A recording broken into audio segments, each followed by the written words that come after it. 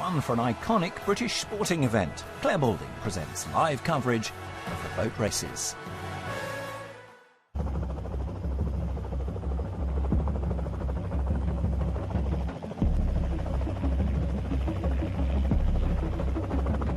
This is one of the great British sporting traditions. Two ancient universities going head-to-head on a mighty river in an iconic city. Welcome to London. Welcome to the Thames. Welcome to the boat races. 6 months of training and hard work. Both using every bit of lung power that they have. Send it together. Now they're starting to make it count. Backs breaking, legs dying, gulping in that air. Now it's down to real guts and determination. For Cambridge, it's all about celebration. Oxford are the winners.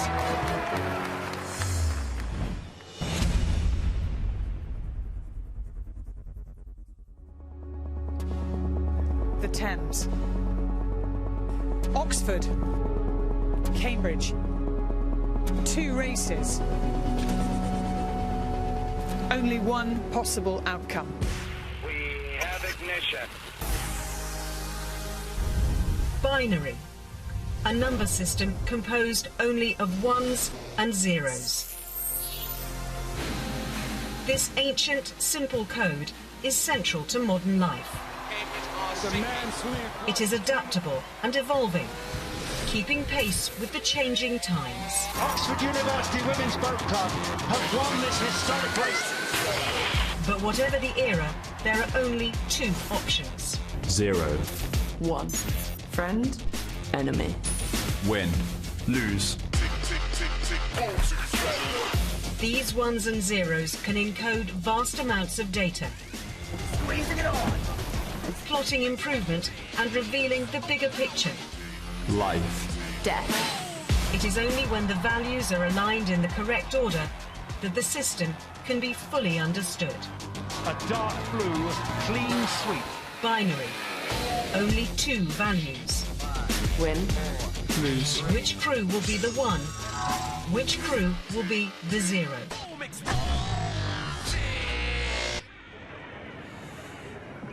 It is brutal in its simplicity. You are either a hero or you leave with absolutely zero. This is the Oxford women arriving earlier this afternoon. The boat races, by the way, this year run in honour of Cancer Research UK. Maddie Badcott there, the president of Oxford. Actually, the minibus was being driven by the woman who was president last year, Anastasia Chitty, who will be a key part of that crew. And for Cambridge, well, they come here trying to turn the tide. Oxford have been utterly dominant in recent women's boat races, but as we know, this is only the second to be raced on the Tideway. Very different challenge ahead. Hannah Roberts is their president. Alice Jackson going through there. Their average age is 24 and their average weight 11 stone 11. For the men, well, Oxford again coming here off the back of 3 wins in a row. They are on a roll. They've won 11 of 16 races since the turn of the century, 6 of the last 8. Their president is Morgan Gerlach, and Sam Collier is the cox who will guide them through. Jamie Cook going through there. Cambridge, though, do have the benefit of more boat race experience. They have 4 returning blues. Their president is Henry Hofstadt, and they are utterly committed to the concept of winning. Ian Middleton, their cox, is coxing his 3rd race in a row. Luke Juckett coming through with the headphones on, listening to stirring music. And they are a very strong crew. Their form has looked good as well. And they are determined to make sure that today is a winning day. Well, it's beautiful sunshine right now, but let me tell you, we have had 4 seasons in a day already, because just 20 minutes or so ago we had heavy rain, we had hailstones before that, and this is just after the presentation platform. The shots here of fork lightning coming down and actually hitting a tree there that caught fire. And luckily we understand that the presentation platform in that area not damaged, but it now feels balmy, it feels lovely, but the water conditions will be difficult. Anything could happen. This is just earlier on for spectators. It has not been an enjoyable afternoon so far, but we are promised that it will continue to brighten and we should get the better conditions still ahead. But it means that as far as the race is concerned, it is going to be choppy out there, but these are live conditions. You can see the crowd starting to gather on the banks of the Thames. For the third time this century, the boat race, and the boat race is taking place on Easter Day. So happy Easter to everybody, and let's welcome the first of our many expert guests, George Nash and Constantine Louloudis, with me. Between them, they've rowed in 7 boat races, now both part of Team GB. And George, this course, this test, it is utterly different to anything you would experience elsewhere in rowing. You're absolutely right, Claire. I mean, most rowing at this level is on a 2K lake, 2 kilometres long. It's nice and flat. You're usually separated from your opposition by a line of lane buoys. The boat race, by contrast, is over 3 times the length. You have to row it on a river which is incredibly turbulent. You just mentioned the wind, which today is going to be apocalyptically bad. You're not separated from your opposition, and you're coming in blind, so you know nothing about your opposition before you actually start the race. So there's loads of uncertainty, loads of nerves, and it's just all together.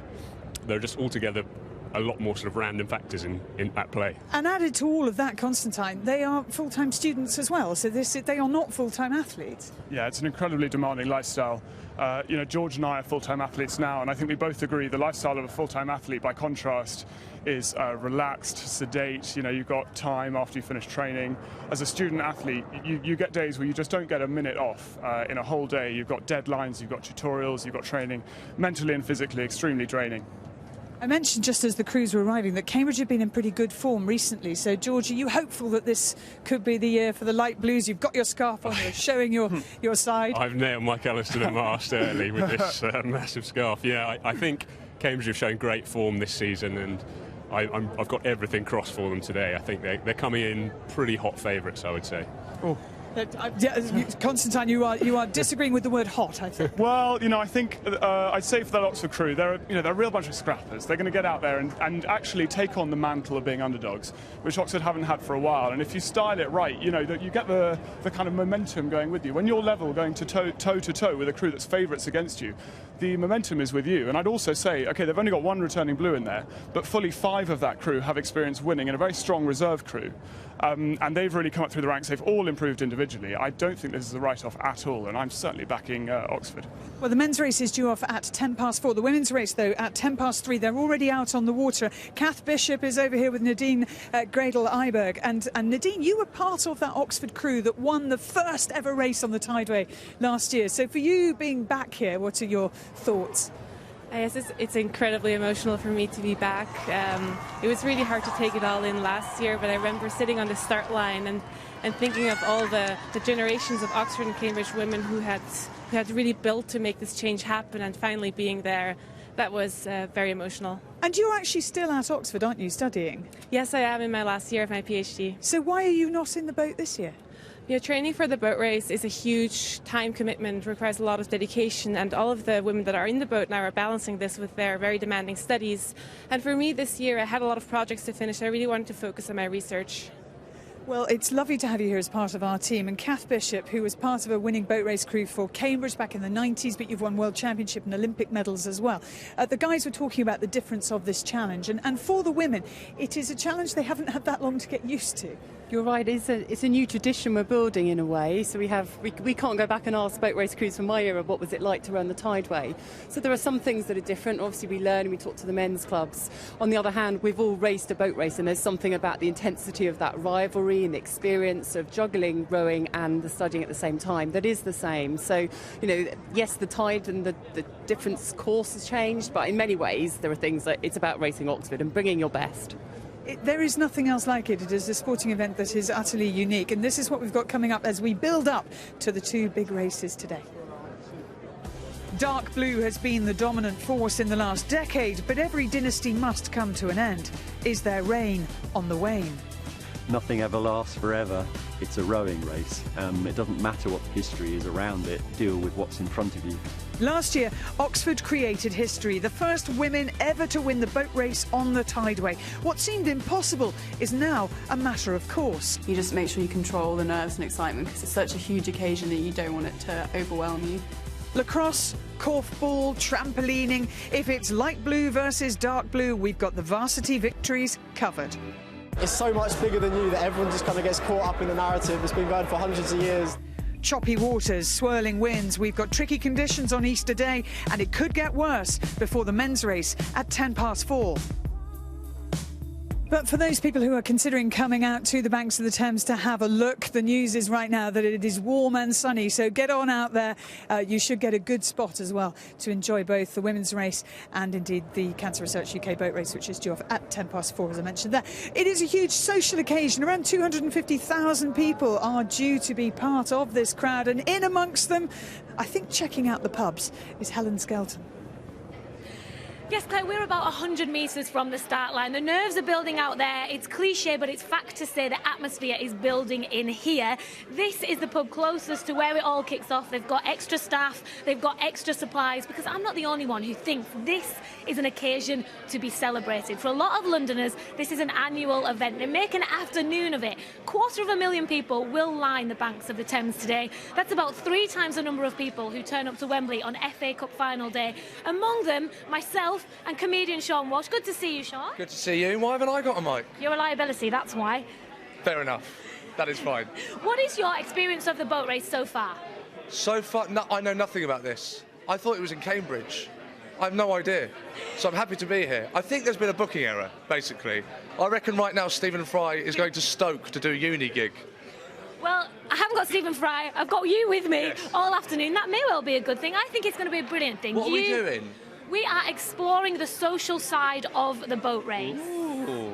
You live a stone's throw from here. Yeah. Yet you've never been here. By your own admission, you thought it was in Cambridge. Yeah. I'm usually in bed. It's Sunday. Hello, mate. You all right? How's it going? Everybody is enjoying themselves out and about on the banks of the river. Some people are really getting stuck into the atmosphere already. Oh, my God. We need to get him involved. Is he part of the boat race? Is he Cambridge or Oxford? He's part of the enviable atmosphere that we will be dipping in and out of all afternoon. Stay with us. Who knows what's going to happen? See you in a bit, Claire. We look forward to the uncertainty of that, thanks to Helen and indeed to Sean. Well, the women's crews are out on the water continuing to warm up, but although this is a head-to-head, it is a duel between 2 incredibly physically fit crews. It is also a race against the course, and Wayne Pommen, who was the winning Cambridge president 12 years ago, is out there on the umpire's launch, so let's get an update from him on conditions. Well, it's one of those boat race days we get every few years where the weather is a real factor.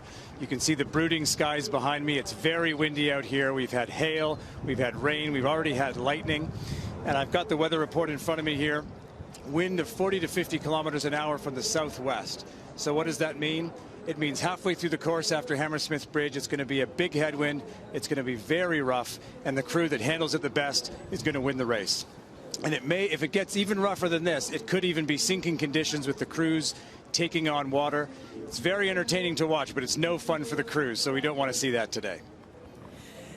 There have been some awful conditions for boat races, and 6 sinkings in total, and the most recent of those in 1978. Although actually back in 1984, Cambridge struck a barge before the start, damaged the boat, and it all had to be started again. The race postponed until the following day. Now, as and when they make it to the finish, Ahmed will be there waiting for them.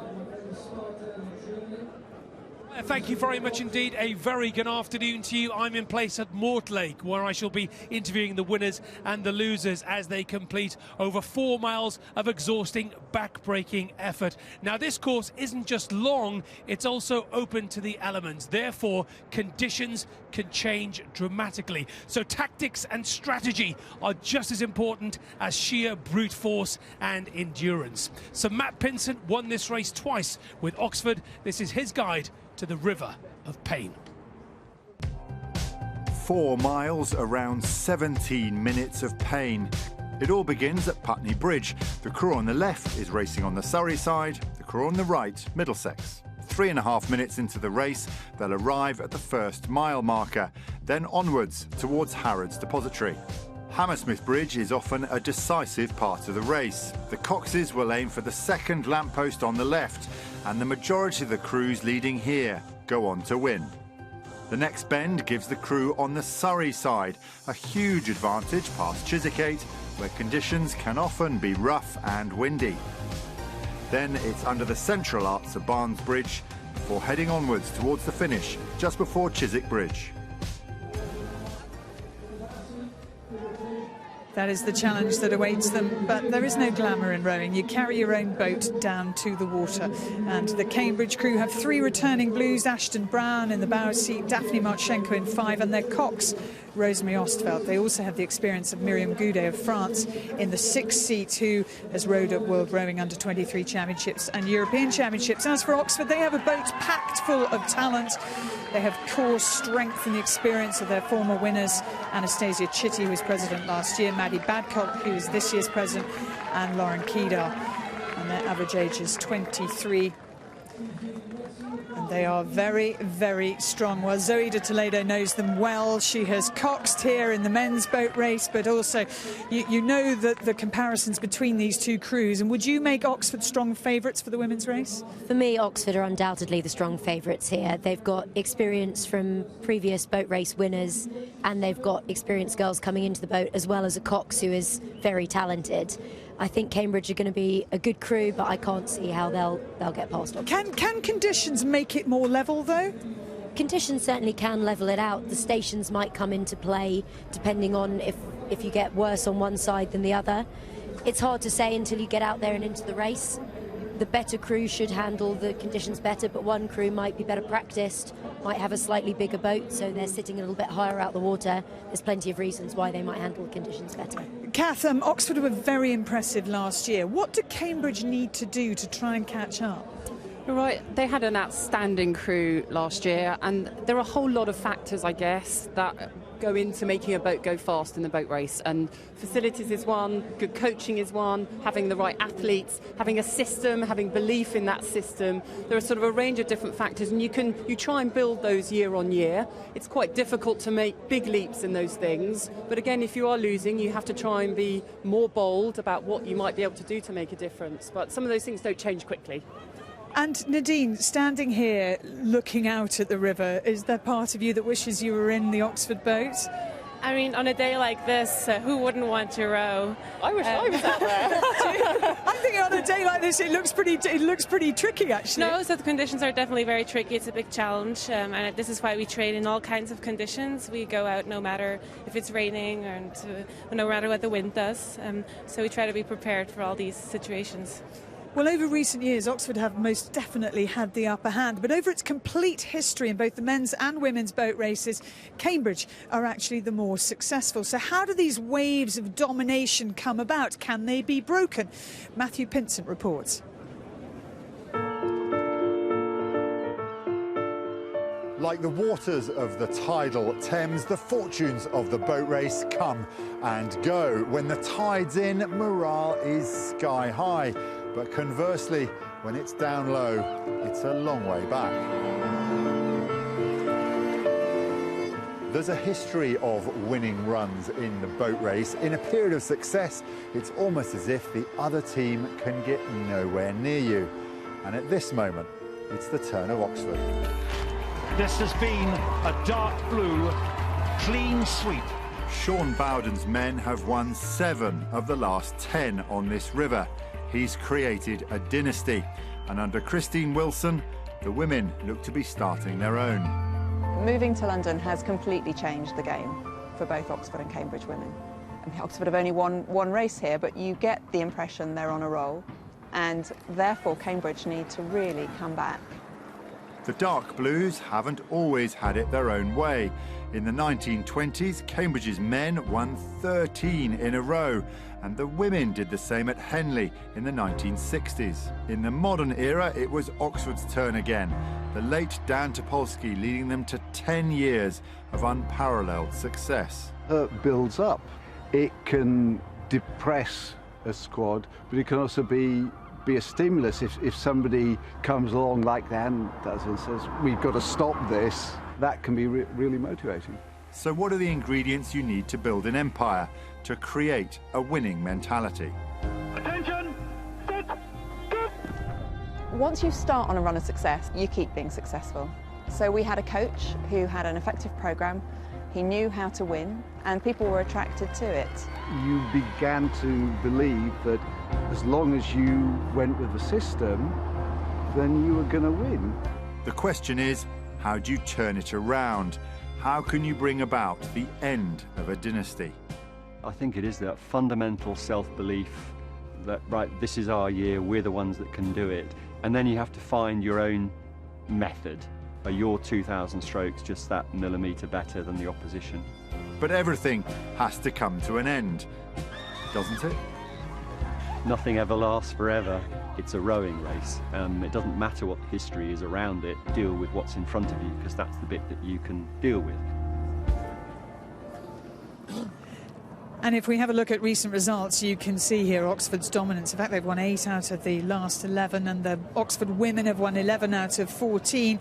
And the Oxford success rate for the men coincides with the period of Sean Bowden as coach. He took over in 1998. Constantine, you rode under him, you know how he works. What makes him so successful? Yeah, Sean, he's one of the most accomplished, thoughtful, innovative coaches in the sport, I think.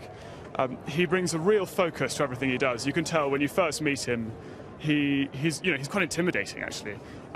He can come across quite cold, but he's just incredibly analytical, brings an intense focus to everything he does. Isn't going to follow the crowd at all. He makes his own decisions. He's a bit of a pioneer within the sport, I think, and that's made OUBC a club that I think other people within the sport want to try and emulate.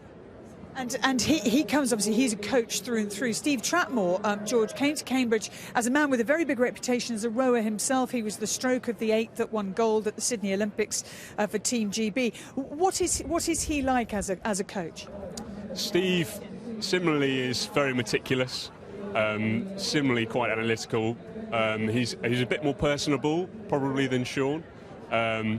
But incredibly passionate, works incredibly hard. He's always the first guy down to the shed, and he's always the last guy to leave. He puts in regular sort of 13, 14-hour days down there, and that passion sort of rubs off on the guys.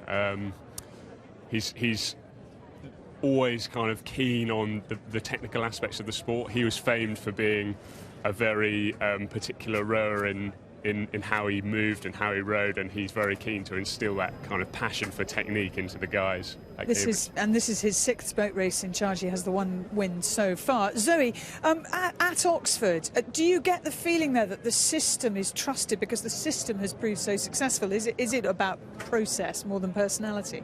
I think it's a different race, as George talked about earlier. It's a very different race to your usual international racing.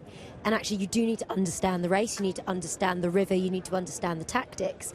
And if you have a coach like Sean Bowden, for example, who has won year after year, not only does he clearly understand that, but his athletes trust it and buy into it straight away. When we look at the women's cruise, Kath, going back to the 90s, Cambridge were absolutely dominant. What did they have then that Oxford didn't have? I think, again, they had really strong coaching team. We had legendary Ron and Roger, these 2 amazing coaches who turned many of us into Olympians, which was quite an incredible period. We had a lot of that talent coming through, and I guess it's about getting that belief that we can get to those levels again. It's certainly, we've tried to do some different things. I think the coaches have looked at bringing in guest coaches, bringing in some freshness, bringing in some new inspiration to try and keep lifting things and get that edge. But it also comes down to the talent you have at the beginning of the season. There's really only a short period, September to March, to mould these athletes, and some of them are incredibly new to the sport. It's a lot that we've got to do in a short period of time. Well, talking of coaches, this is where Oxford very much had the upper hand, because 4 years ago they recruited a woman with Olympic experience. Christine Wilson is Canadian, but she'd worked with the US team at the Olympics. She'd also coached men at Yale and Cornell universities, and she has a holistic approach to her crew, to her students. She believes in developing their personalities as well as their talent, but she does expect the best of them.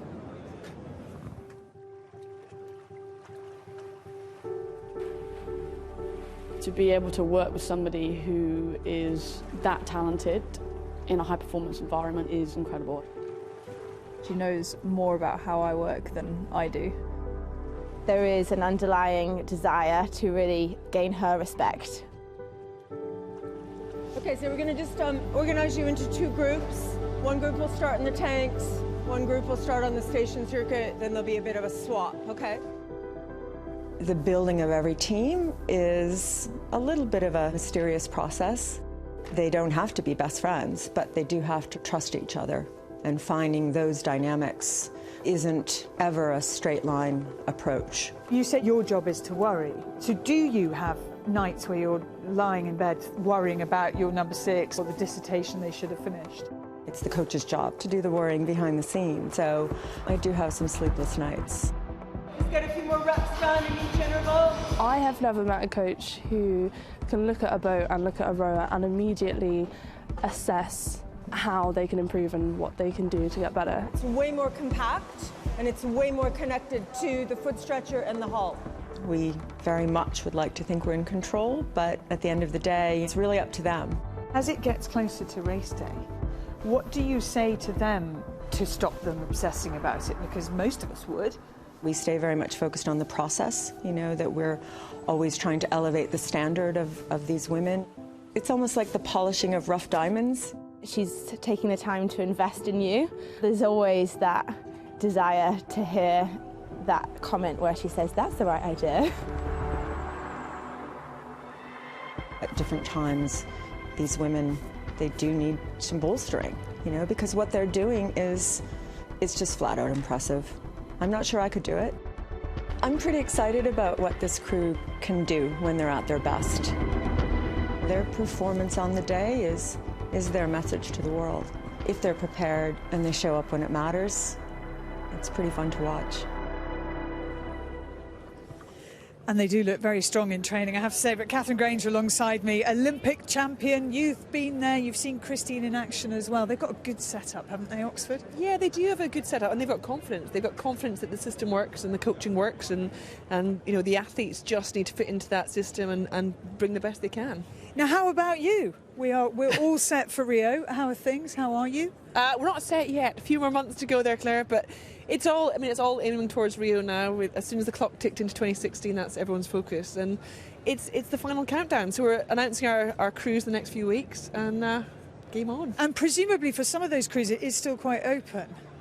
Yeah, it is. We've done most of this the big selection dates have come and gone, and everyone's proved as much as they can. The coaches are now sort of fine-tuning the final seats in the boats that will be there in Rio. So it's not quite relaxed and comfortable yet. There's still more athletes than we need, so there will be cuts made, and that's the tough time for anyone in the squad. And then we'll just be straight through. I think that it is fair to say, though, there is one certainty, and they are the hottest favourites for any of the British athletes going to Rio to win gold, and that's these two.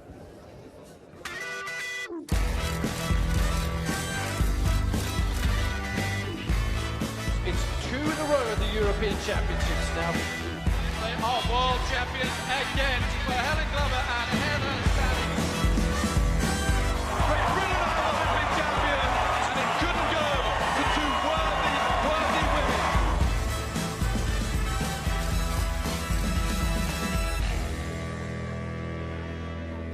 And Heather Stanning and Helen Glover are here today because they are going to be doing the honours with the presentation later. Let's head out to Jason, who I hope has got them with him.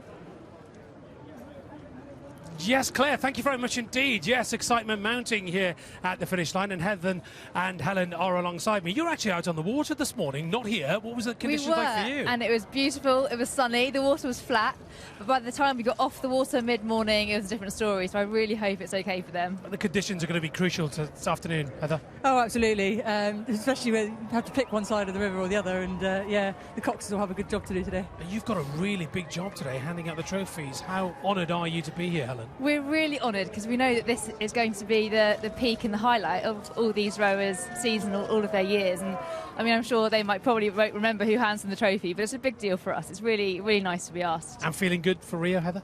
Yeah, at the moment everything's going well. We're feeling strong. Still a few months to go yet, so a bit more training to do, but no, everything's on track so far. Well, good luck today and good luck for Rio. We look forward to seeing you out in Brazil. Thank you very much indeed, ladies. From Helen and Heather to Helen and Sean, where are you, Helen Skelton? We are at the Blue Anchor pub, which is a bit of a pilgrimage for boat race goers. I've never seen so many middle-class people in my life. It's crazy. It's like a Waitrose on Black Friday. Look at it. Look how many chinos there are. How many pastel colours. And yet we are here. No, yes, this, Sean, really is an event for everybody, especially now that the women's race happens on the same day, second year that has happened. Ooh. Lots of families tend to gather on the south side of the river to catch a glimpse of it. It's a historical event, Sean. It's part of the nation's rich tapestry. I have a question. Yeah. Do the women have a Cox? They certainly do. The Cox is a very important role. Okay. We're talking about a boat that is the same length as a double-decker bus. That is big. They are steering using a rudder, which is the size of a credit card. Every time they use that Smaller. steer, they are braking the boat. They've got to find the best line on the river. I've rowed and paddled a lot out there. Yeah. And do you know what? It's a moving, living, dramatic thing. A lot of pressure on all of these rowers, a lot at stake, including the lady who's hungry for success in the Cambridge number 5 seat, Daphne Marchenko. Rowing means everything to me. I started rowing when I first got into secondary school, and I was never athletic before that, so it completely changed my life in terms of giving me the confidence to be able to do sport and excel at it. And so to come here and have hundreds of thousands of people watching you race is unparalleled to anything I had experienced before in my life. It's not an easy sport. How difficult and how demanding is that schedule? So we take a train 3 days a week, 5:55 train, to Ely, and we have a session that ends in time for us to get back for 9 a.m. lectures. And in the afternoons, we'll have an erg or a weight session. So we train 6 days a week, twice a day. You guys train in the same way that professional full-time athletes do, but you're studying as well. How difficult is it? You know, some days you'll feel like a superwoman because you're able to accomplish all you need to do in the academic sphere, and then you go and you know, crush it on an ergo session. These are the closing stages of a painful race for Cambridge. Do you feel like you've got a score to settle? Yeah, I mean, I think we have a lot of fire and a lot of drive this year. And the energy that has been on the squad this year has just been so incredible. We have 3 of us who are returning from the Blue Boat last year. It's definitely an advantage, especially since our coxswain, Rosemary Ostfeld, was the Blue Boat cox last year. Her coming back is a huge asset for us. It sounds like you get a lot out of the sport, but when it comes to race day, how serious is the boat race to you? It is the event that you spent all year training for, and it's always in the back of your mind that that is the goal that you're working towards. So, I mean, it is the boat race, and that's the only race that matters. And Daphne is one of 3 returning Blues in the Cambridge boat. People getting a vantage point wherever they can. And it's at this point that we welcome viewers to BBC World News, and you join us live on the banks of the Thames, where the women's boat race is under 10 minutes away. And an hour later, we'll see the men take to the water for the Cancer Research UK boat race. And the course twisting, turning, stretching ahead of them, 4 1/4 miles. And Kath Bishop and Zoe de Toledo and Catherine Granger are with me. And Kath, how often would any crew actually race 4 1/4 miles? Actually, not very often. One of the key points is the Trial 8 races that happens in December, which is, in a way, a test of who's going to be in the crew.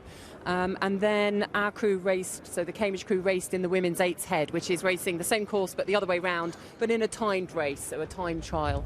So it's not something you do, I guess, even in Olympic level, you wouldn't race 2K that often. You will train long distances doing endurance work, then you'll do sharper pieces that will build up until you're ready to do this. Well, we will talk more in the moment about tactics, particularly with Zoe and the role of the cox as well. But let's first of all meet the 2 teams about to compete in the women's boat race. First up, the coxes. For Oxford, Morgan Bainham-Williams is a debutant, but one with international experience. We go out there and we race because we love racing. American Rosemary Ostfeld returns to give orders to the Cambridge crew. And stroke, Lauren Pidar aims to make it a hat-trick of wins in dark blue, while Zara Guzzi takes part for the first time, having learned to row at Cambridge. At 7, the 2 presidents. Maddie Badcock is striving for her 2nd straight win with Oxford. It's so black and white. You have to win in 2nd place. It's nothing. Cambridge president Hannah Roberts steps up after 2 years of experience in the reserve boat. You just make sure you control the nerves and excitement because it's such a huge occasion that you don't want it to overwhelm you. At 6, hoping to make it 4 wins from 4 appearances, is last year's Oxford president Anastasia Chitty. For Cambridge, 27-year-old French international Myriam Goudet. In the Oxford 5 seat, Elo Luik becomes the first Estonian to earn a blue in either of the boat races. you just want to beat Cambridge, but you also just want to find a new standard for yourself. American Daphne Marchenko returns for Cambridge, hoping to make amends for last year's defeat. At 4, there's a first boat race for 20-year-old Ruth Sidorn. And there's a debut too in light blue for former dressage international Thea Zabel. There is a really positive atmosphere. We can really win this year. 2 more first-timers at 3. Joanneke Jansen has represented the Netherlands at European level. Opposite her, UCL graduate Alice Jackson. At 2, and earning her first blue, Emma Spruce, while Fiona Macklin follows in the footsteps of her grandfather, who rowed for Cambridge in 1951. He was such an inspiration. I feel unbelievably lucky to be able to sit in his seat and win for him this year. And there is a Canadian flavour at bow. Harvard graduate Emma Lukasiewicz made the move to rowing from downhill skiing, while 27-year-old Ashton Brown has dual Australian-Canadian nationality. These are the crews of the 71st Women's Boat Race. And those are the crews whose stomachs will be churning right now, and they will be trying to focus on the challenge ahead. Let's talk about the 2 Coxes, Morgan Bainham-Williams for Oxford, Rosemary Ostfeld for Cambridge. Zoe, how do they shape up? Rosemary's, this is her 3rd race on the Tideway. She's coxed the women's blue boat before, and Goldie as well for the reserve men. But Morgan is an extremely experienced international cox, and I really think that she will put her crew in an excellent place today. Given the conditions today, is it likely that they will have pumps on board on these boats? I'm pretty sure they will have their pumps on board. You need a good amount of water before it's worth taking the weight of the pumps, but given the conditions that are predicted, I suspect most of the coaches will have opted to put those pumps in. And Kath, does that add weight? Must it? It adds a small amount of weight. It doesn't make a huge difference, and I think because of the conditions, both crews will have them, and if both crews have them, then of course there's no real advantage in that. Does that mean that it is much more difficult for a crew to sink, or is it still possible? It's pretty difficult for a crew to sink, especially if you see the water up ahead is getting bad. You can move to find some better water. It is, of course, still possible. They are small boats. If the waves are high enough, it gets worse and worse the more water fills up into the boat, so it can happen. It just makes life more difficult. Not that they will be thinking about that at all. I guess it's all positive right now, is it all? I suspect they will, although the coxes will be prepared for the rough water. They will have hopefully seen the course. They'll know where to expect the worst of it, so they will be prepared to make decisions about their steering if it comes to it. OK, well, the sun is out now, so hopefully brighter conditions, hugely, but much more enjoyable for the spectators. Zoe and Kath are going to head off to the commentary box, where they will join Andrew Cotter, who will describe for us the Cancer Research UK Women's Boat Race of 2016. You ready? Let's go! Yeah. For those of you that want to know what we're all about, it's like this, y'all. This is 10% luck, 20% skill, 15% concentrated power of will, 5% pleasure, 50% pain, and 100% reason to remember the name. This is 10% luck, 20% skill, 15% concentrated power of will, 5% pleasure, 50% pain, and 100% reason to remember the name. Good afternoon. You think of all the days and the weeks and the months, all the work that's been done, and that was done to pay off in the next 20 minutes or so. The waiting almost over for the start here. You can see the life in the river, though, already from our overhead shots, and that wind direction there, as they sit in the start, is coming from the left and a little bit behind. So you think perhaps of the Thames as flowing out to sea and flowing in a linear direction, west to east, east to west, but it doesn't. It weaves around. So they head north-northwest first of all, and then after Hammersmith Bridge and into the second half of the race, they will really turn around into the wind, and the river will be venomous out there. Wayne Pommen is going to be out on the river for us, and it's pretty lively already, Wayne. It is. There's a heck of a wind here. I can see it right here. I'm only a few feet away from the water, and there's gusts. And it's going to be hard for these boats to stay straight off the start. Both coaches are going to have to work very hard to stay aligned and have a high-quality start. These minutes on the start are nervous enough as it is. The minutes feel like hours, and it's even worse when there's this kind of wind out today. And the start is so important. You might not think it would be in a race of almost 6,800 metres, 4¼ miles, but the first few strokes really are the sort of building blocks. They set the race for you, and to get a good start is vital. But you can see also the difficulty here that in these conditions the boats will start to splay around a bit, and first of all they can't really drift. They're on stake boats, they can't drift too far ahead of each other, but they can move in different directions and start to point towards one bank or the other. And you see the tide coming in as well. The women are racing a couple of hours before high tide. The men will race an hour before or so, so there's still quite a bit of river to rise there, but it flows with them because the tide is coming in. And we look down at Putney Bridge, the famous starting point, and just beyond that of the boat race. The boat race is, there's a little stone on the south bank there, just to the left of your picture, the University stone, which marks the starting line of the boat race. And Oxford are on the Surrey station. They won the toss and chose that. They believe that's the favoured side. Just as Cambridge in the men's race, they won the toss and chose Surrey as well. You can see the boats moving again just a little bit. About a minute or so away from the start at Cambridge. Can this Cambridge crew somehow bridge the gap that was clearly there last year and has been in recent seasons as well? Because Oxford have dominated. They certainly dominated last year. Both crews with 3 returning blues: Oxford, Anastasia Chitty, Maddie Badkett, the president, and Lauren Kedar, and Cambridge with Ashton Brown, Daphne Marchenko, and Rosemary Ostfeld, the cocks. The umpire for this one is Rob Clegg, who previously umpired the men's boat race in 2011. There he is, in the Isis Goldie race last year. He rode in 94, 95, 96 for Oxford. That was in the middle of a period of domination for Cambridge. So his rowing days, I'm not particularly happy. Arms in the air suggest, tell us that Rosemary Ostfeld is not happy with the way her boat is sitting at the moment. Once the arm drops, that will signify that she is ready. You see Morgan Bain and Williams, the Oxford cocks on the far side, is happy with things at the moment. But her arm may go up in a moment. The boat's, as I say, drifting. So ready to go now. Rosemary Ostfeld puts her hand back up again. Both crews have to be satisfied that their boat has just the right direction really to start. It's, as I say, they're drifting around in the river, but Rob Clegg is ready. I see the arm of Rosemary Ostfeld up again. And Morgan Bain and Williams has her arm up. Once that goes down, attention go will be the simple instruction. Both arms up so quickly, Kath. It's so important to get this good start. It's going to be crucial. We've seen with lots of races that if you're not ahead in the first period, then it's really hard to come back. So it's crucial to commit. Rosemary Ostfeld happy. I think Morgan Bain and Williams has her arm up. You can see the Oxford boat ready now. Go!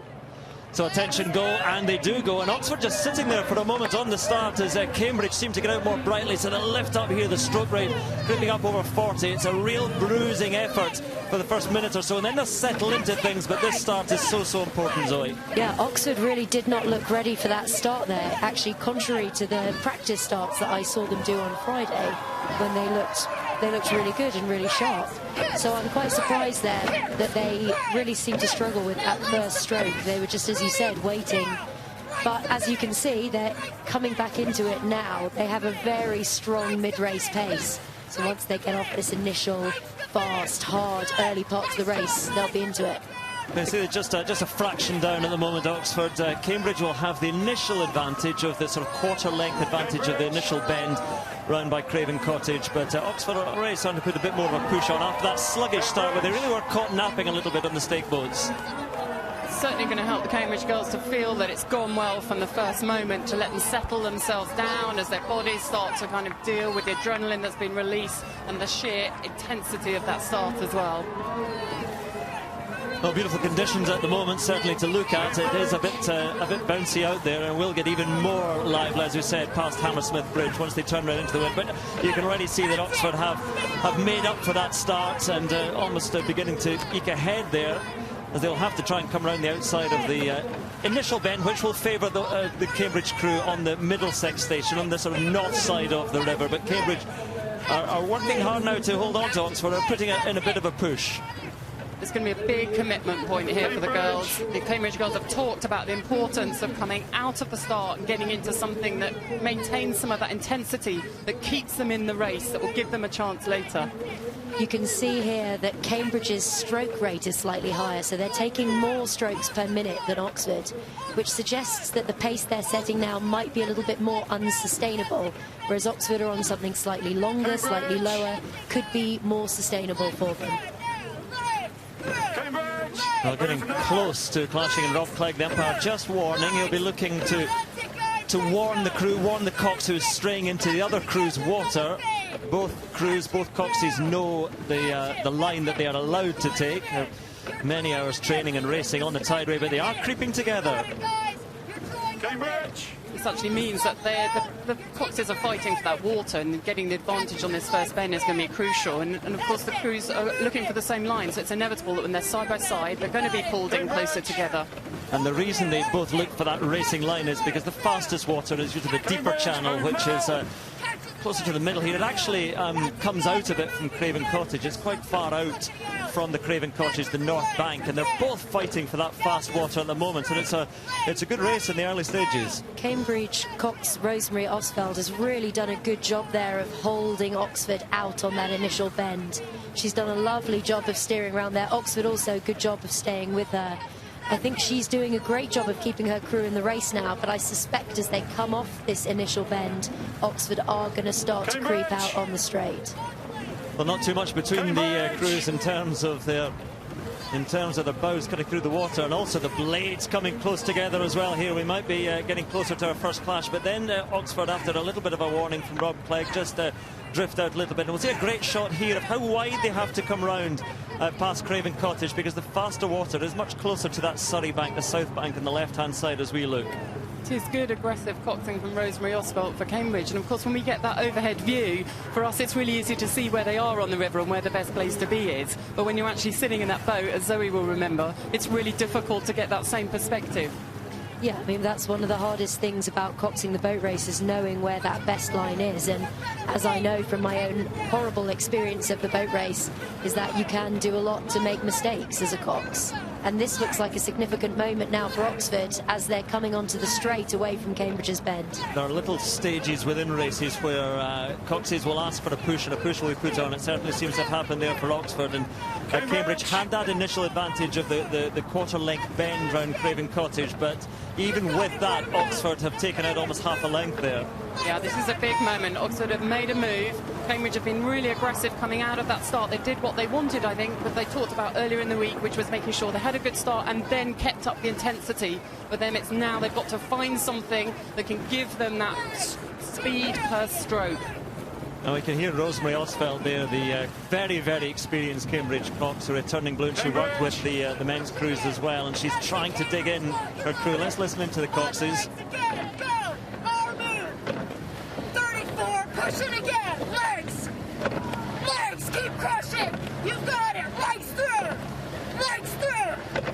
Legs through! Keep going, guys! Alright, I need you to go now! There's cries and work that you're very familiar with, Zoe, and you can hear what she's trying to do. Just constant encouragement. Yeah, you can start to hear the desperation creeping in there. She knows that this is a really vital moment to try and keep her crew in the race. And I do think they've done a very good job up to this point against a very strong Oxford crew. However, it looks like that Oxford crew have now made their decision to start to move away.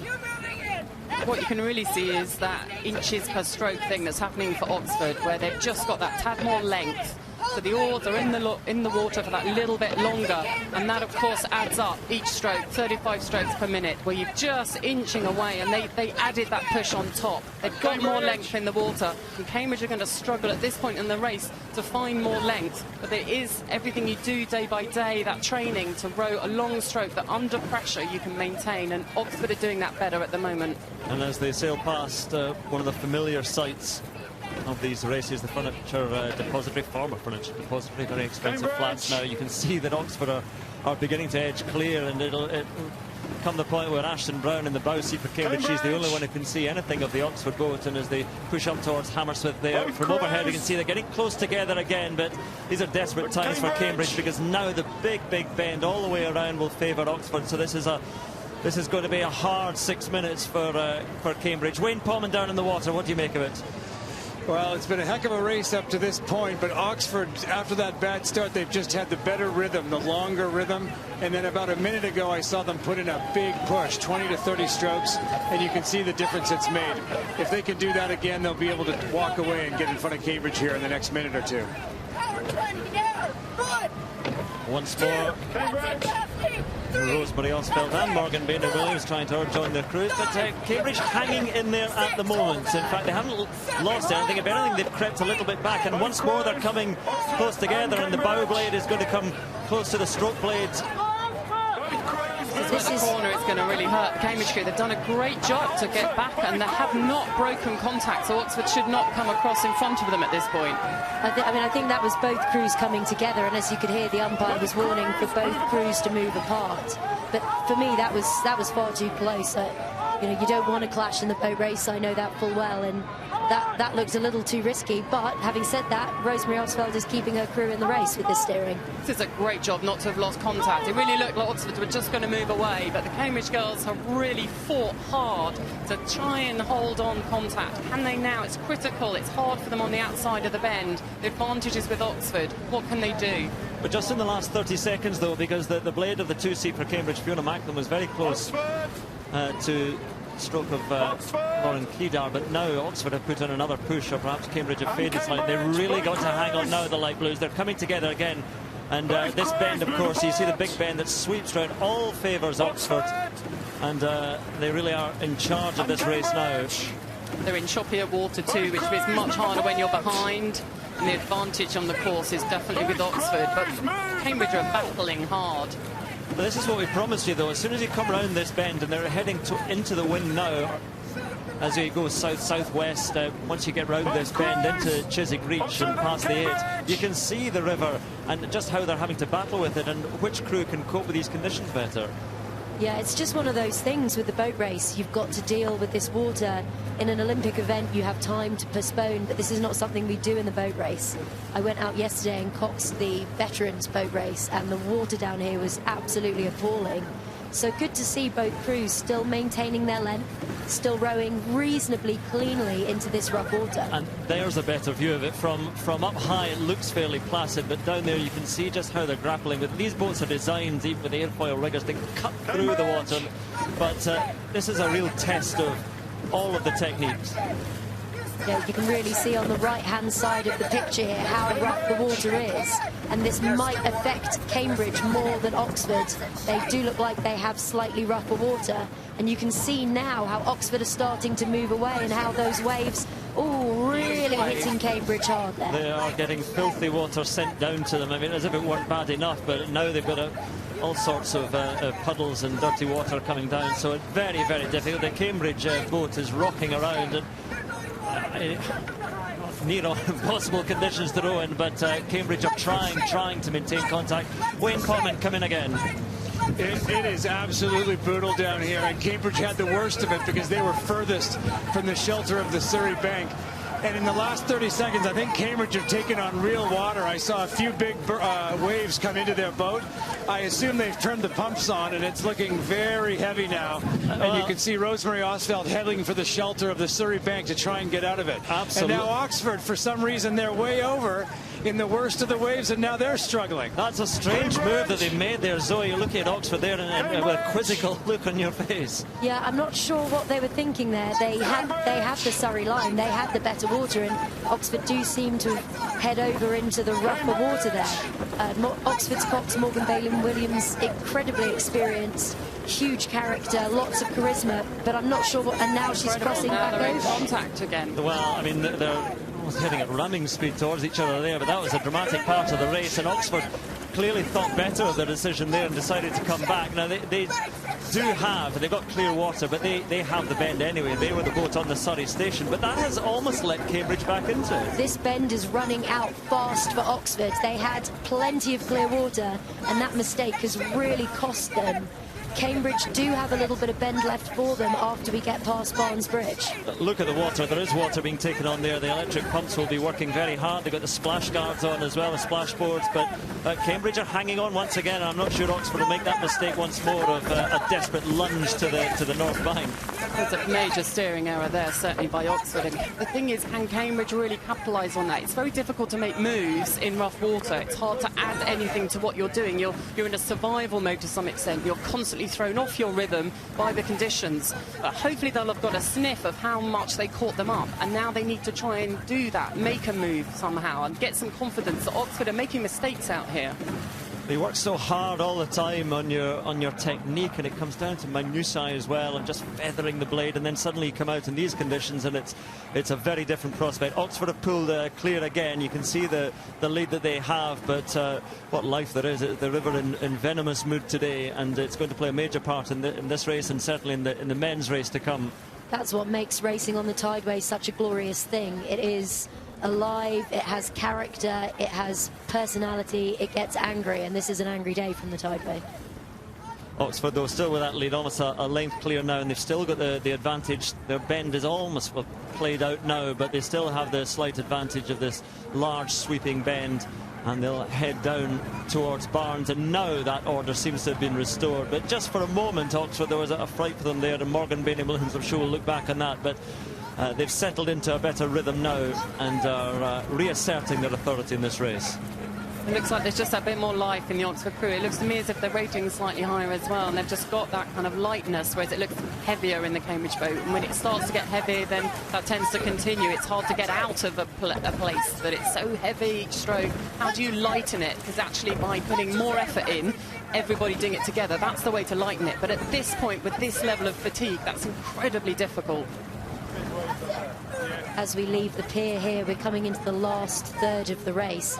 It does look like Oxford have a commanding lead, but they don't seem to be moving away. Cambridge are sticking with them, and it could be interesting to see what happens if the water stays rough. Yes, with that clear water, though, the final bend, there's no advantage for Cambridge because Oxford can choose their line, but you can see the chop in this water, and there are fascinating conditions today.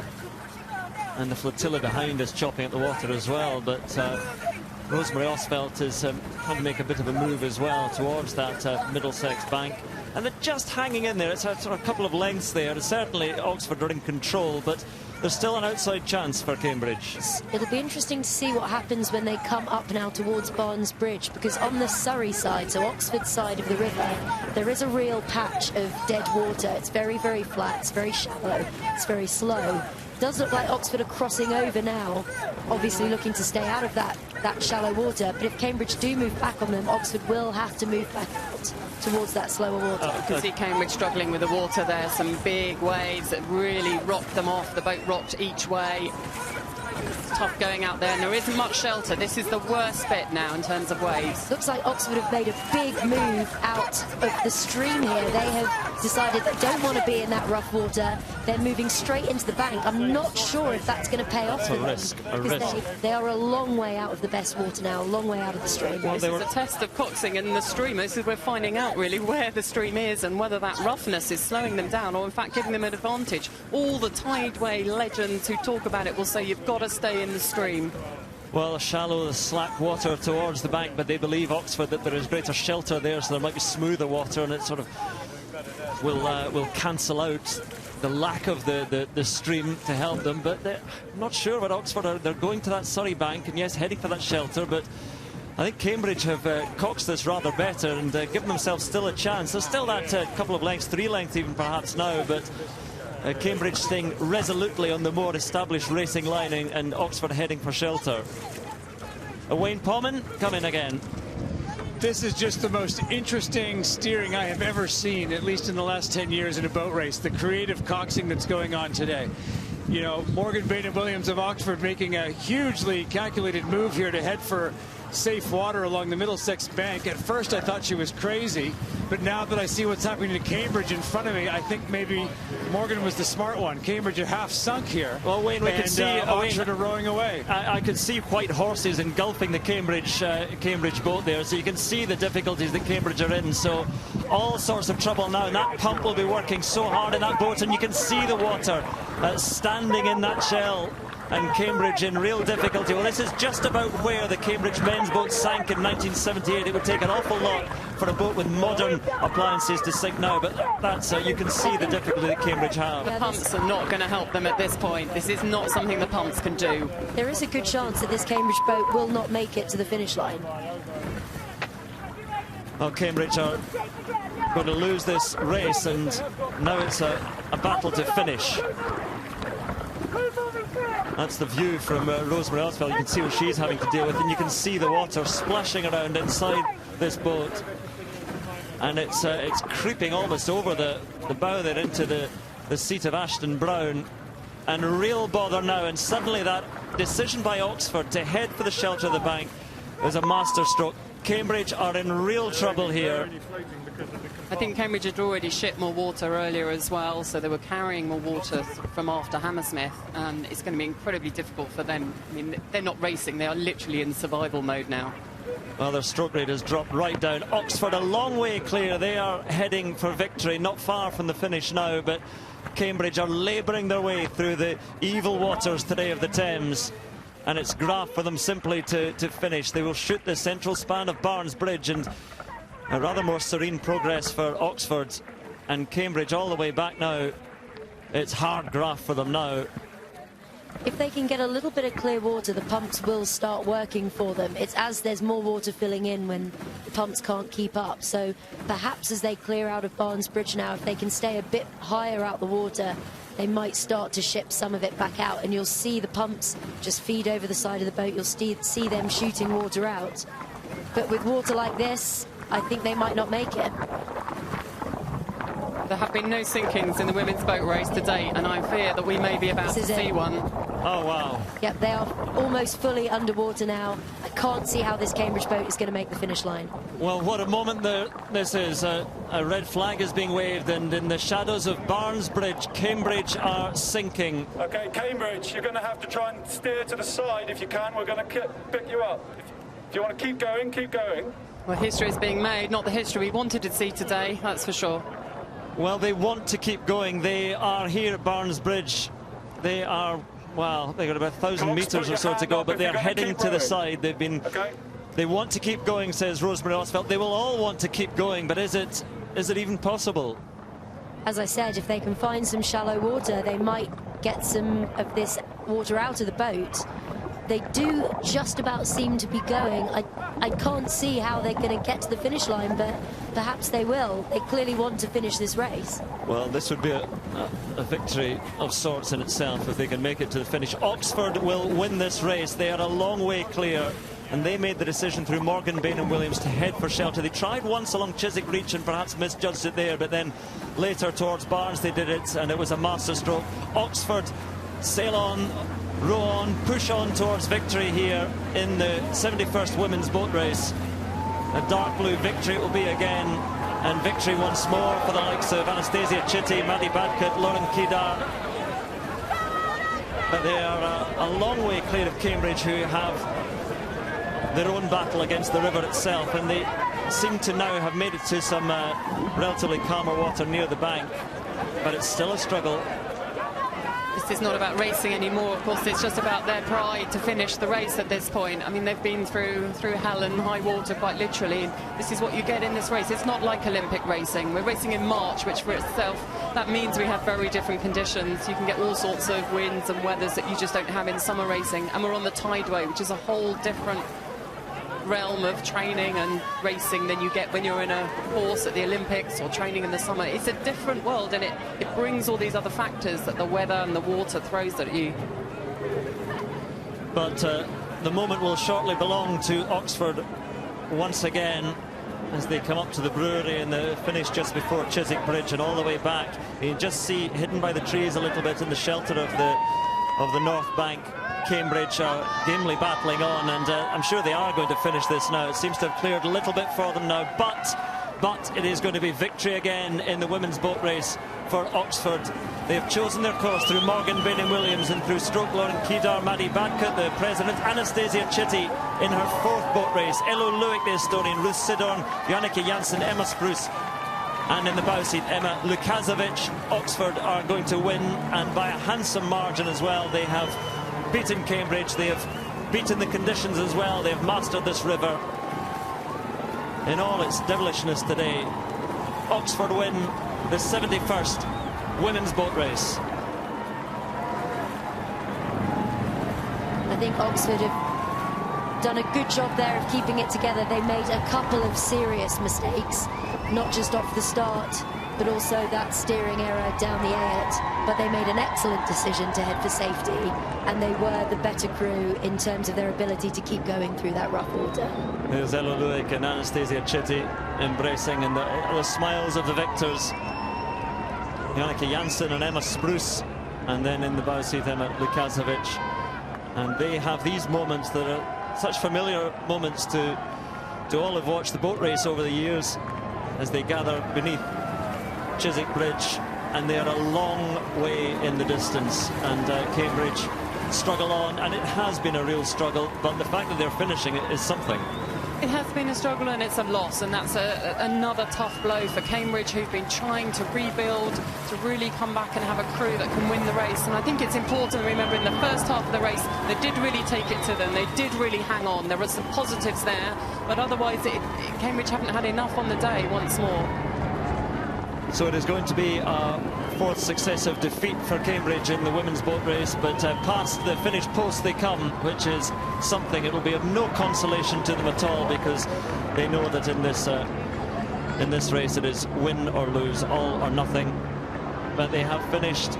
They have been beaten though by Oxford. They have been beaten by the river as well today.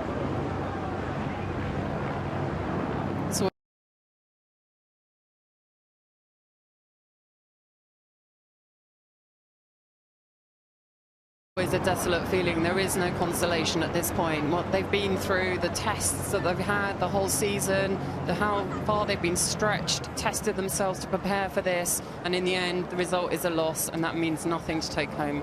Well, in recent years I've not seen a more graphic demonstration of what the river can do though, and why this race and the men's race, why they are so special and so different and so difficult at times. Yeah, absolutely. That's what makes the boat race more exciting and more interesting to the spectator than some of the Olympic courses, is the fact that these races can change so quickly. It's something they do in their preparation, so it's a fact to the coaches. You know, they haven't just got to do technique, they've actually got to make sure they know the river and they can prepare the coxes to make those decisions that we really saw the Oxford Cox thinking about. Cambridge Cox had that choice to make as well. And I wonder if as well the men watching this, we've got the 2 reserve boat races to come as well. They will all be fascinated viewers of this, because there's so much to learn from this race. Again, you know, this is all about this particular race for these 2 crews, but the races to come, they will be very, very interested in what's happened over the last 20 minutes. All the other crews have actually boated already, so it'll be interesting to see if they're getting any feedback from their coaches somehow from the bank of what's happened during this race, because that would be vital information. And a word, Zoe, for Morgan Bainham-Williams, because it was a big decision. We saw that early decision to steer across from Chiswick Reach and make for the North Bank, and we thought at the time I think it was the wrong decision, but later on it proved to be the right decision to go later on for the shelter. The first decision was definitely a mistake, and she got lucky that Cambridge didn't close up on them more, but the second decision was definitely the right decision there. And you saw Morgan standing there waving their penguin, which they found floating around somewhere and became their crew mascot. So that was what she obviously had with her in the boat there, ready for this part of the race. So a good job the penguin was not in the Cambridge boat. It would have come to a sorry end. But I thought for a moment there, coming up to Barnes Bridge, that Cambridge were going to sink. And I mentioned we hadn't had one in the men's race since 1978, and it was Cambridge who, in a very similar position around Barnes, went down. But they made for the shelter under the guidance, I think, and sensible guidance of umpire Rob Clegg. they made for the relative shelter of the bank and made it home. But the victory, everything belongs to this crew, to Oxford. Once again, they have won the women's boat race. See Emma Spruce coming forward, and Anastasia Chitty, what a strength she has been as well. I say president last year in her fourth blue boat, her fourth victory. So I say what a record she has. It's a really class crew. You can see there's experience from last year in it. There's been a real core that have competed for many years for Oxford, that have really contained and sent on from year to year, sent forward that experience of what's required to win. So there we are. Oxford are the winners and steered very well in the end by their cocks Morgan Bainham-Williams. Let's hear from her now. Yes, Andrew, thank you very much indeed. Morgan Bainham-Williams is alongside me, high-fiving everybody as she gets off the boat. You know, the guys in commentary were saying pretty risky tactics today. Just talk us through the strategy. I mean, it got pretty wavy out there, and I think there was a point where I realised that the waves were outweighing the benefit of the stream, and in the inshore zone it's got a lot less waves in there, it's got some more shelter, so I just tried to get the guys over there as quickly as I could without getting any water on the boat. And we had the pumps on and off all the way trying to get the water out, and you know, they did such a good job where the wind's picking up and you could barely hold onto the blades, but they just kept getting them in, tried to drive them out the wash as best I could. And then once I came around the corner from Barnes and I could see that the stream was probably pretty good there, the waves were down a bit, and I just thought, right, let's stay there and get back out there. Brilliant performance. Would you agree you didn't get off to the best possible start, Morgan? I think our four-girl may have missed a stroke, but things happen and you've got to remain focused on the stroke we're on. The winning president, Maddie Badcock, is alongside us as well. Maddie, many congratulations. Big hugs here. Amazing performance from your crew, but also your cocks. What a performance today. Yeah, we're so lucky to have Morgan. She absolutely smashed it. I think those conditions are probably worse than anything I've ever rode out on the Tideway, but honestly, we train all year to be ready for anything, and we're just so glad that it's turned out well for us. You were here last year victorious. How does this compare to last year, Maddie? As president? Last year I was over the moon to win, but this year, in some ways, it means so much more to me because I've worked so hard to help build this team, and this was an insane race, and I'm so glad that our training for the whole year really paid off. And you have such an incredible team spirit in this crew, don't you, Maddie? Yeah. This team is probably the best team I've ever been part of, and because we care so much for each other and we care so much for Morgan, and we've built so much over this year, I think that's what got us through the race, really. Let's have a word with Anastasia Chitty as well. I think Anastasia can join us. Many congratulations. We chatted last year when you won as president, and obviously Maddie has that role this year. How does this compare to last year, Anastasia? Well, the race was very different. Entirely different, completely different conditions. Never imagined they could be that bad. And we ended up going down the inside of the river. It was a different kind of rowing, but so exciting, and you just decide those are the conditions you want to race in, and it's pretty good fun. Morgan got her tactics and her strategy absolutely bang on today. Oh yeah, she did a great job. We saw Rosemary move over from Cambridge and we were like, we need to get over there. And yeah, once we realised that's where the better water was, Morgan did a great job. 4 in a row. How does that sound? Yeah, it's pretty exciting. I've just been so fortunate to row with 4 years of amazing Oxford women, and I've got another couple of years at Oxford, and yeah, hopefully it'll keep going. I shall let you go and rejoin the victorious party. Thank you very much indeed. We shall see you for the presentation. Thank you, Anastasia. From the delight and the pride of the Oxford crew victorious to the desperation of Cambridge, how much that hurt, but how well they did to finish, because particularly down Chiswick Reach, that boat was taking on so much water that it was actually up over their thighs. How on earth they managed to keep above water just enough to get to the finish line. Catherine Granger with me. I mean, that was more like watching the America's Cup than watching rowing. And I bet they were wishing they had huge sails to help them. It was very, very dramatic. I mean, the cameras can pick up a lot of it, as we're seeing now, but to be honest, as an athlete in that position, when the water is filling everything below them, the whole boat is full of water, the pumps are not responding quick enough to get the water out, and you're fighting it. So to be honest, for Cambridge to finish at all is a huge achievement for them. There was a part in the race where they stopped racing and had to just try and finish the race. I mean, here, Rosemary Osfeld puts her hand in the air. I think to say I want to carry on. So the red flags were going. I mean, she is almost sat in water there, well, she is basically. Well, absolutely. I mean, the bit of the boat that she's sitting in is the lowest part, so it's actually underwater at that point of the race. The umpire brings out the red flags, which say it's okay to stop. It's actually for a safety precaution they can stop, and it's the Cambridge decision to finish the race. Now, this is a race, as you heard in the commentary, that they've spent months and months and months preparing for. Nobody wants to finish 2/3 of the way down the course, so I think it was the right decision from the cops and from the athletes to finish the race. But now they'll just be desperate, upset to lose, but then upset to lose in that way. Yeah, well, it looks as if Jason is right there with them, so let's hear the reaction of the Cambridge crew. Yeah, Claire, thank you very much indeed. The President, Hannah Roberts, is here. And look at this. All the crew decided to come and surround Hannah for this interview. And Hannah, you must be utterly heartbroken. But, that's an amazing end to a race, carrying on such remarkable team spirit. Yeah, I mean, it wasn't really an option that we didn't finish.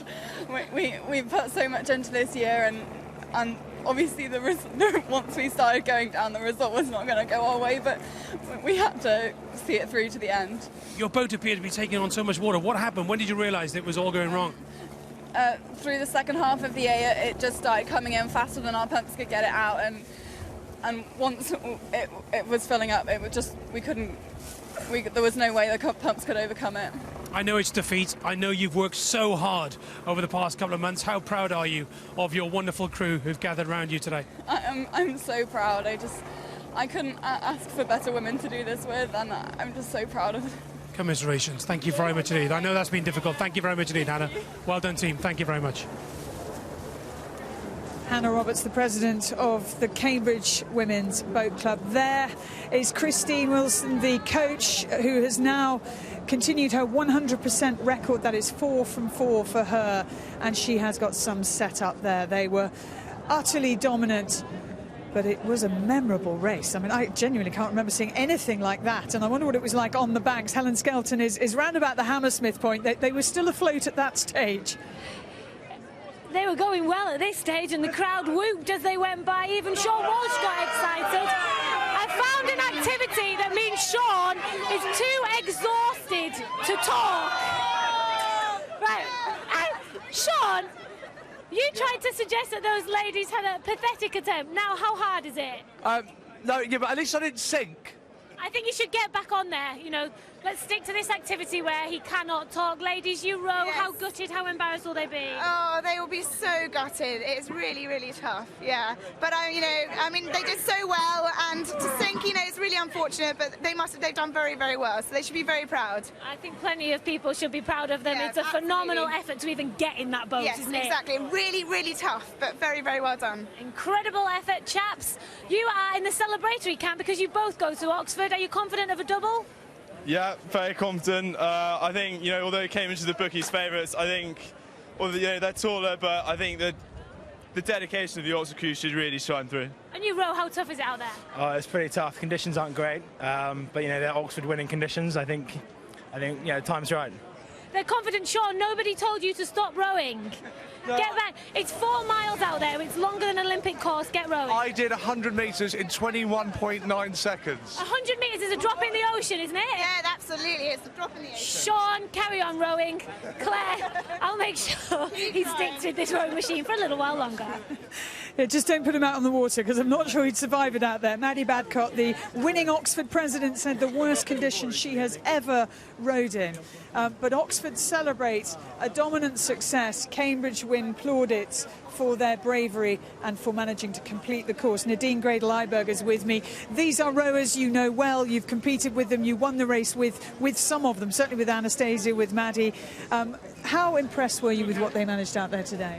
I am incredibly impressed and incredibly proud of what they've done out there, especially Lauren in the stroke seat. Also keeping up that rhythm in these conditions is incredibly difficult. I think they did an amazing job to deal with the conditions, and also some very good decisions from Morgan to take them into the calmer water. Exactly, when everybody in the commentary box was saying, what is she doing? Well, the losing crew, Cambridge, will come up to the podium first. Jason, it's all yours. Yes, Claire, thank you very much indeed. Ladies and gentlemen, one of the great British sporting events, and what drama we have had here this afternoon for the boat race. Your presentation party this afternoon, ladies and gentlemen, Sir Harpal Kumar, CEO of Cancer Research UK, Helena Morrissey, Fergus Murison, and our Olympic champions Helen Glover and Heather Stanning will present the trophies. Would you please welcome the losing crew, Cambridge University Women's Boat Club, led by President Hannah Roberts, ladies and gentlemen. The crew, Ashton Brown, Fiona Macklin, Alice Jackson, Thea Zabel, Daphne Martushenko, Miriam Goudet, Zara Guzzi, and Rosemary Ostfeld. Commiserations to Cambridge. Please show them your appreciation. A huge round of applause for our losers this afternoon. But once again, just like last year, huge congratulations to Oxford University Women's Boat Club, our winners this year, once again. Led by Cox, Morgan, Bain and Williams, Emma Lukasevich, Emma Spruce, Joannika Janssen, Ruth Sidon, Elo Luick, Anastasia Chitty, once again on the winners' podium, Lauren Kedar, and the winning president, Maddie Badcott.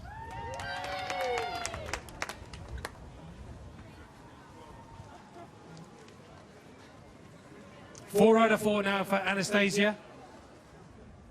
Sir Harpal Kumar handing out the medals. Helen and Heather are standing by to present the trophy to the victorious Oxford University Women's Boat Club, winners once again after a terrific performance here.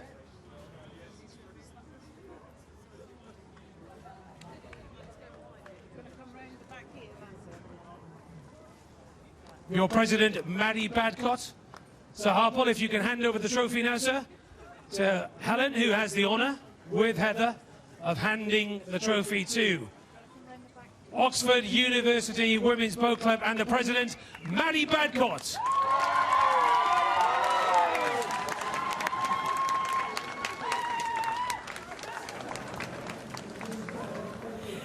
As the Oxford women celebrate, their male counterparts take their boats down to the water.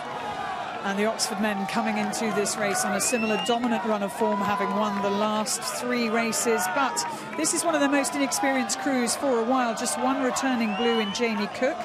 Their president is Morgan Gerlach. From America, he'll be rowing at number 3. Here is the Cambridge crew. And they have returning blues amongst them. They're Cox, Ian Middleton, he's in charge for the 3rd year in a row.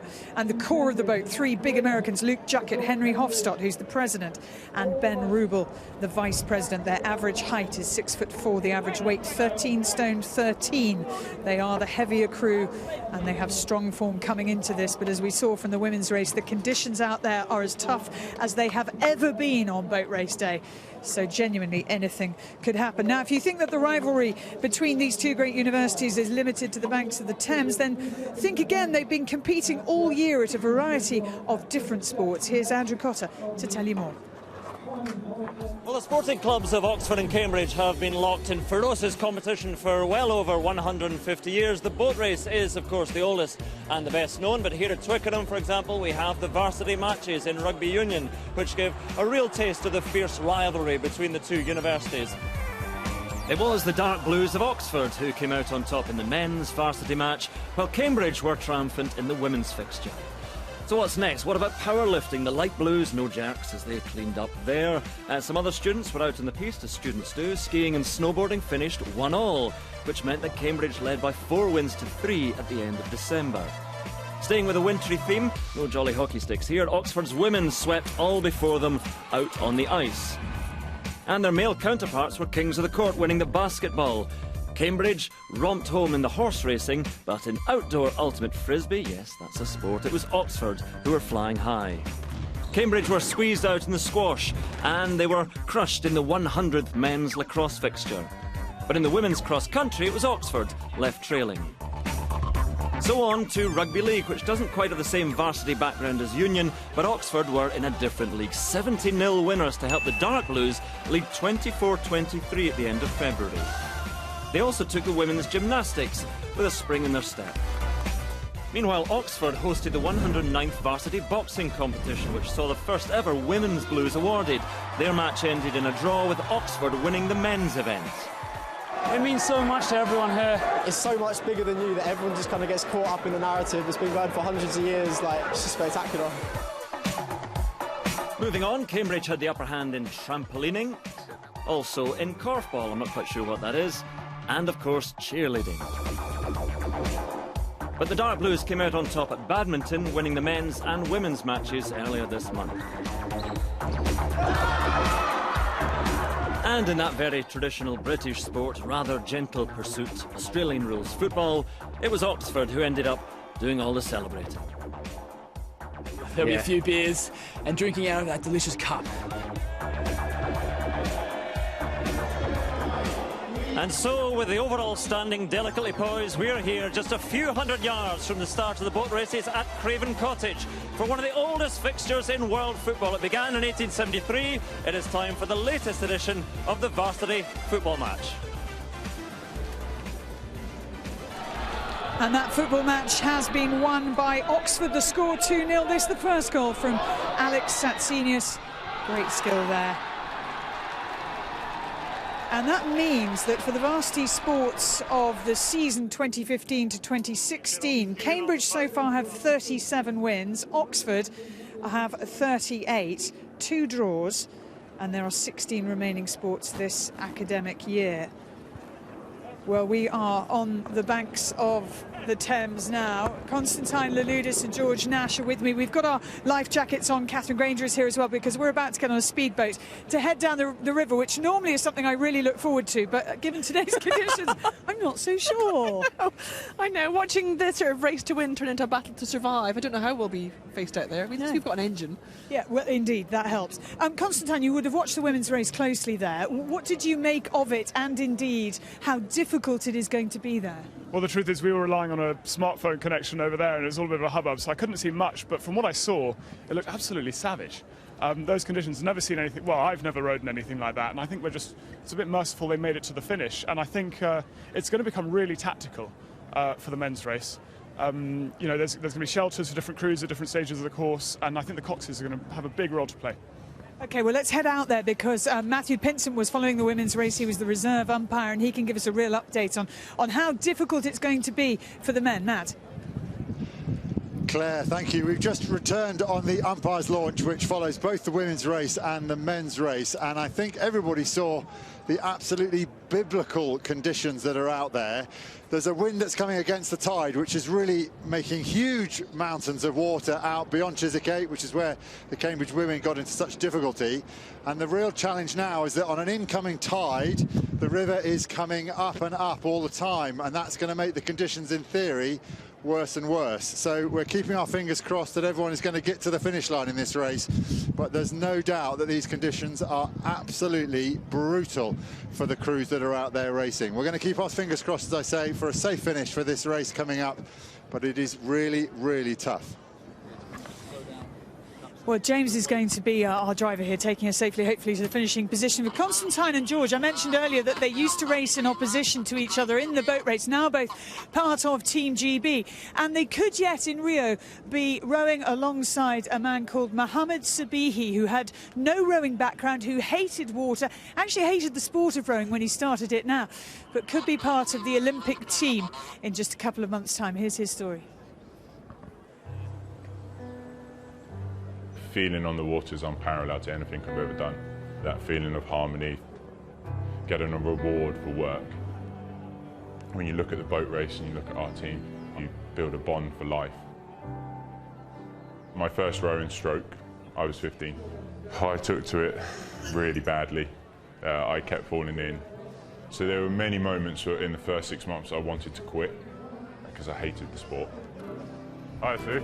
Hi, Mike. How are you? Good, thank you very much. Yourself? Yeah, fine, thank you. I remember my first day, you got me out in the single out on that river. Yep. And then you got me in the river very quickly. 45 seconds, yeah. go and have a look at this gym.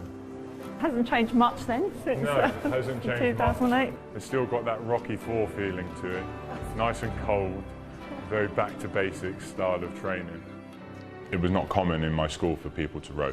You know, it was the basic sports of football, rugby, basketball, tennis. At the time, I still had thoughts that there could be a prejudice, that there were these stigmas that you couldn't row or it was public school. And that actually is not the truth. The first moment where the penny dropped was the Indoor Erg Champs in 2003. I'd been useless on the rowing machine, and then I won my age division. And it was something that actually made me think, oh, I can do this. I was born being a Muslim, and it's also been my personal choice growing up to carry on with that faith.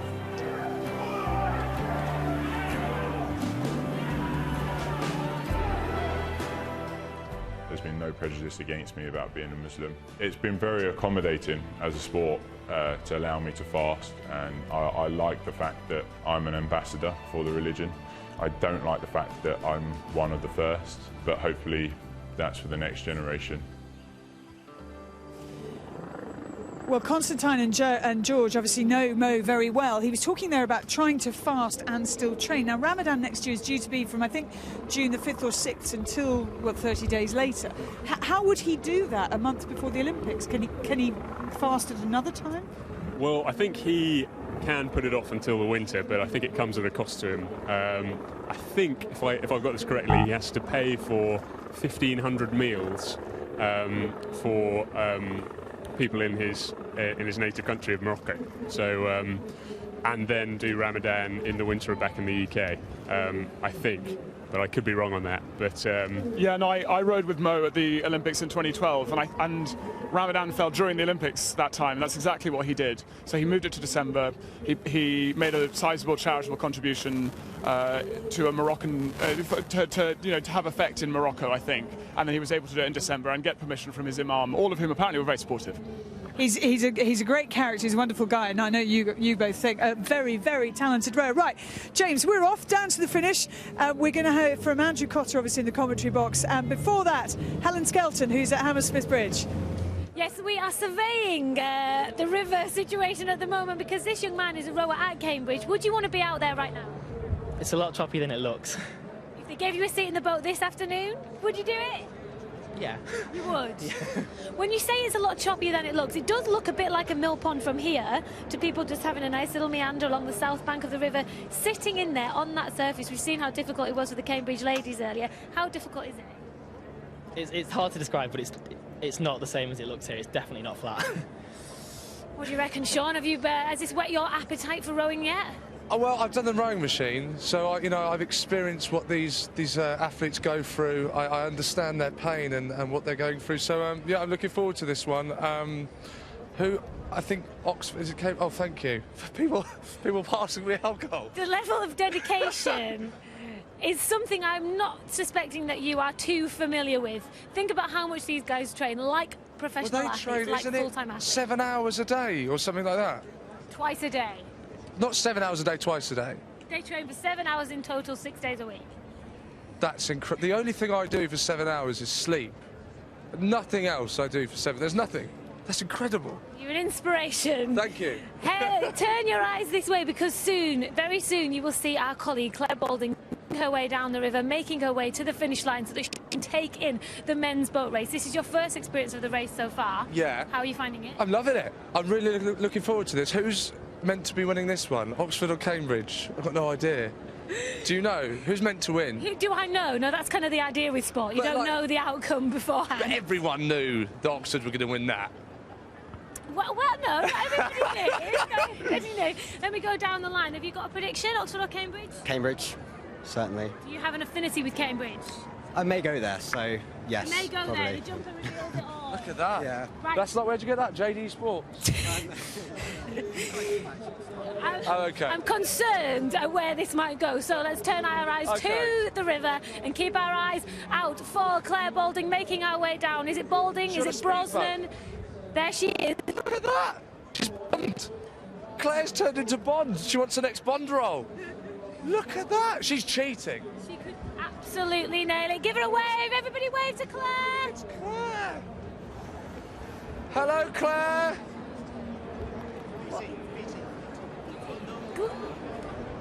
Glamorous and elegant as ever. There she goes. Claire Balding.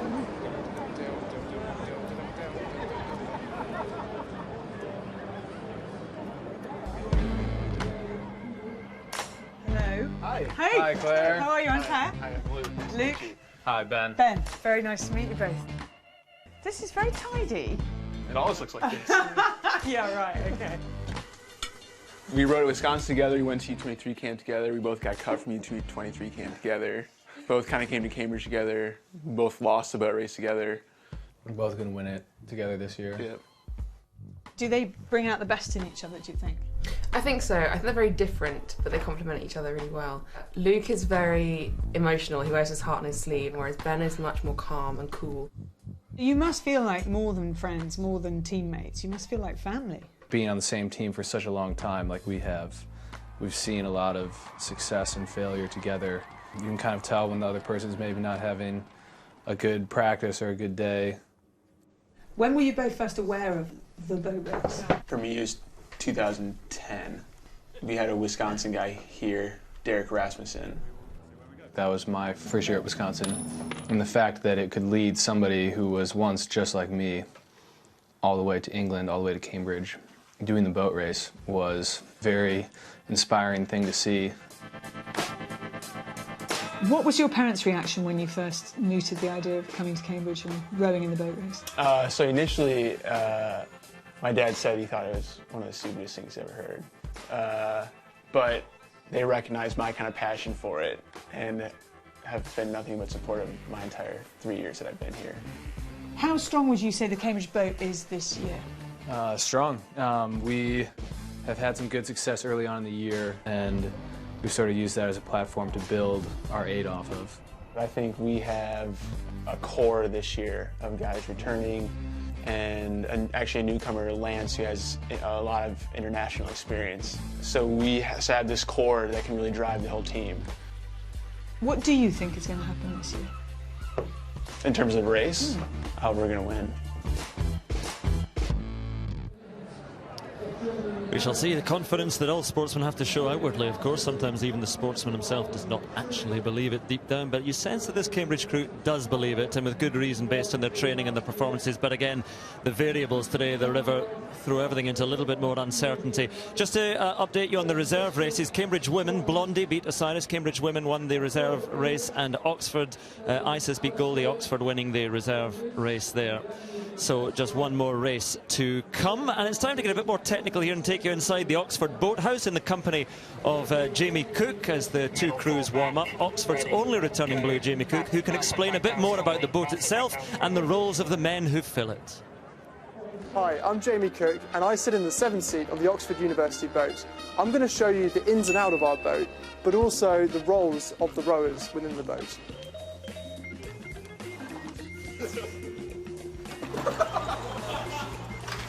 I think I've made that really stiff. Quickly explain how rowing works. So what we have is a sliding seat that is connected to a fixed footplate.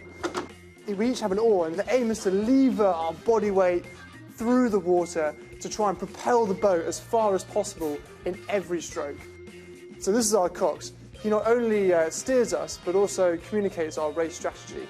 He uses these steering columns to push a rudder that shifts the 40-foot boat along the course. Next, I've forgotten his name. Now, our stroke man, Nick. Now, Nick is not only the biggest, strongest, and most sensual man, he also sets the cadence and the rhythm for us to follow. Now, next is the middle four. These guys set the power and the endurance that we need in the stern to give us the right length. This guy here, our 3-man, he is our technical wizard. Yeah. He sits here and he connects the sort of timing between the bow pair all the way through down the boat. Next is the bow pair. So these guys, unfortunately, have to experience the worst of the conditions. All the wind, it's like sitting in a Formula One car. It's going up and down and sideways. These guys here, it's really important that they are able not only control their body weight and being nimble in the bows, but also control their blade so they're able to attack the opponents if needed. So that's the roles of the boat, but essentially what it comes down to is timing, teamwork, and sheer power all the way down the course. So we cross the finish line first. A couple of things that Jamie didn't get a chance to show us were the electric pump, as we talked about in splashboards, which I'm sure we will be talking about. But now the start just a few minutes away, and it's time to meet the two crews in the words of their presidents. I'm Henry Hofstadt, Cambridge president, and I'll be sitting at 6. And this is my crew. Rowing in the bow seat, we have Felix Newman. At 2 is Ali Abbasi. Sitting 3 is Charlie Fisher. Rowing in the 4 seat is Clemens Auersberg. The approach is better than last year. I think we've just built an internal confidence that makes us believe we can win this race. Adding some strength at 5 is Luke Juckett. At 7 seat is Ben Rubel. At stroke is Lance Treadle. On March the 27th, we're going to line up side by side, and all that matters is who crosses the line first. It's win or lose. And at cox is Ian Middleton.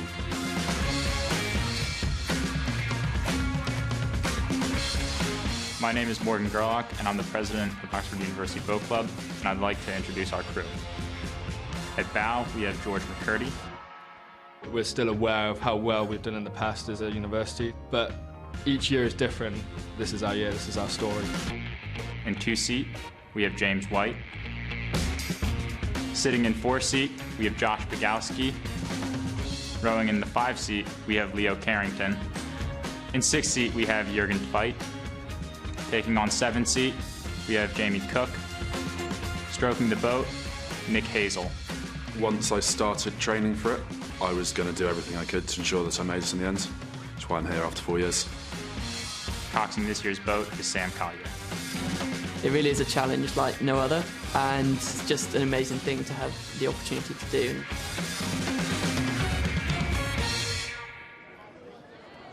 Those are the two crews who sit now on these stake boats at the start, just past Putney Bridge. And Oxford actually were late to the start. They've been given 1 false start. 2 false starts and disqualified. I think it would have to take something drastic. They would have to be about 400 yards down the river before they were disqualified. I think I would take a very brave umpire, but just an indication of things that can sometimes go wrong in the boat race. And an intriguing race, especially bearing in mind what we've seen with the women's boat race and all the conditions. And now that'll just added to the nervous tension. Zoe de Toledo and Wayne Pommel alongside me, but this promises to be fascinating. Oh, today the conditions are totally decisive. We saw it in the women's race. I mean, I think without the pumps today, the Cambridge women would literally be swimming in the water. It was like nothing we've seen for over a decade. So they sit there now and they wait, and again we stress that when the Coxey's arms are up, the Coxey's Sam Collier and Ian Middleton, they are not happy with the way they are, but both arms are down at the moment. Being late to the start and getting that initial false start warning might not cause problems for a disqualification, but it might unsettle the crew, and it might mean that the umpire's on the lookout for Oxford to make another mistake. The umpire for this one is Simon Harris. A year after he umpired the women's boat race, he rowed for Cambridge in the 82 and 83 boat races. They're both won by Oxford. The arm of Sam Collier is up, and you see that Oxford are in the Middlesex station, and Cambridge won the toss and they chose Surrey. It was won from Surrey by the women's crew for Oxford, and the arm of Ian Middleton is up. Both Coxes, in fact, with their arms up. But Surrey, you'd think it would favour the Surrey station today. Usually, it doesn't particularly matter if conditions are neutral, but today it has to favour the Surrey station. Yeah, with the wind from the south, it makes all the sense in the world that every crew that won the toss today chose Surrey. I don't think you'd ever choose Middlesex on a day like today. But as we saw in the women's race, in the second half of the course, all bets are off. Well, these are the moments that they gather themselves and they battle the nerves and the tension for all the work they have done over the months and the dreams they've had perhaps sometimes for years. Again, both Coxes still uncertain as the boats move about. Oxford. We were ready for a moment, but then the arm of Ian Middleton went up in his third boat race. Very, very experienced. You can see the bows of the boats just wandering around in the strong tide now coming in. This is the strongest tide, an hour before high tide. It's rushing in past the blades there, and you've got to get the start right. It's dipping the blades in to steady the boat.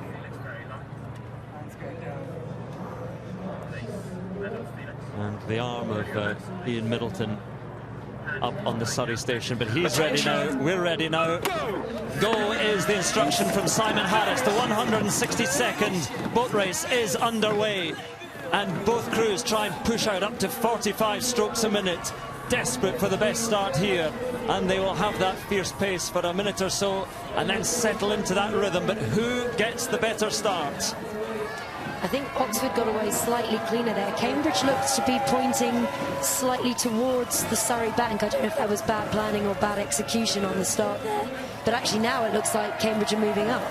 Oxford are not used to being in this position of being underdogs. Can they cope with that? Sean Bowden has worked so hard to take some athletes who are raw, they have potential, but they're not necessarily great oarsmen, but he's fashioning them and making them into those oarsmen, but they are going to have to do it the hard way today from the Middlesex station, with the wind not favouring them, and they're less experienced. They don't have the returning blues of Ben Rubel, Henry Hofstadt, Luke Juckett and Cox Ian Middleton for Cambridge, and Cambridge with the slight advantage at the moment.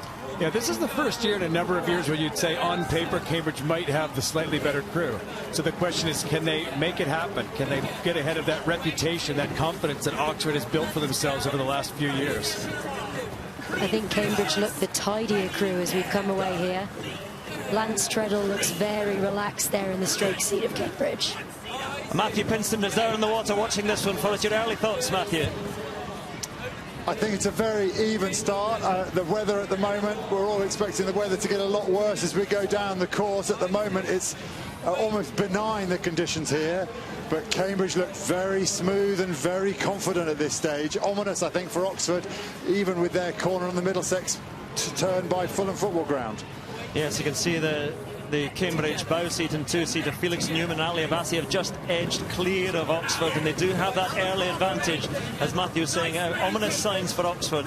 They do have, the dark blues do have that early advantage, the quarter length advantage of the Middlesex bend round Craven Cottage. There it is, and the boats named today, Kevin and Daniel, after Kevin Wyman, who was Cox for Cambridge in the late 90s and sadly died last year in a plane crash, and of course Daniel Topolsky, a legend of the boat race and once of this parish, as a colleague and commentator and great coach of the boat race as well. Yeah, just connected right out there. Really deliver those. Yeah, the Oxford Cox, Sam Collier, sounds very relaxed at the moment. He doesn't seem that worried that his crew's down on Cambridge. Just flowing through. Oxford. As war. Keep it. Sam Collier, we're hearing the Oxford Cox. We're also hearing the voice of Simon Harris, the umpire, just with an early preemptive warning as they start to creep together, and Cambridge being warned for straying into Oxford's water. We might see the first clashes of the day, but then they begin to pull apart again, and the umpire has done his job. Yeah, Cambridge responded quickly to that warning from the umpire. There could have been a clash there, but they did their job. They listened and they turned away quickly. Sam Collier, well, he doesn't quite have the boat race experience of Ian Middleton, but he does have great international experience as well, and comes through that school of rowing, as well, Hampton School, where so many great oarsmen have come from, the Livingston brothers and Smiths, and more recently Carl Hudspeth. But Cambridge with a clear advantage now, and Oxford are going to have to come from behind as they begin to let slip a third of a length, perhaps even half a length now. Cambridge! So that looks like nearly 2/3 of a length there. Cambridge just starting to stretch out that lead. They still look that little bit more relaxed, that little bit cleaner and more together than the Oxford crew. Oxford and Cambridge. Now Cambridge have this first bend coming up in their favor, and this is where if they want to finish the race, they need to step on the gas and break clear, because once both crews come around the bridge, all bets are off again, because the water's going to be very rough and Cambridge want to be in the lead. We've heard from Sam Collier, the Oxford Cox. Let's dip into the words of Ian Middleton. This is a... On the feet, 35. Now stretch, go. Stretch. Stretch, yeah. Right, it's going to be really tough, really clingy here, guys. And Cambridge stroking just slightly higher at the moment, 36-35, and they have more than half a length lead. And the boats coming together again a little bit, but Cambridge with that clear advantage at the moment and moving along nicely.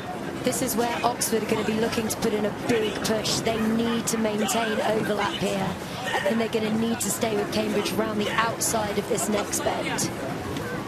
Well, traditionally, Sean Bowden, coach Crews, the coach of Oxford, tend to make a big push in the middle of the race, really lifting it around Hammersmith Bridge, and they're going to have to do that now because they've given away 3/4 of a length, perhaps even more than that now. Cambridge out in front.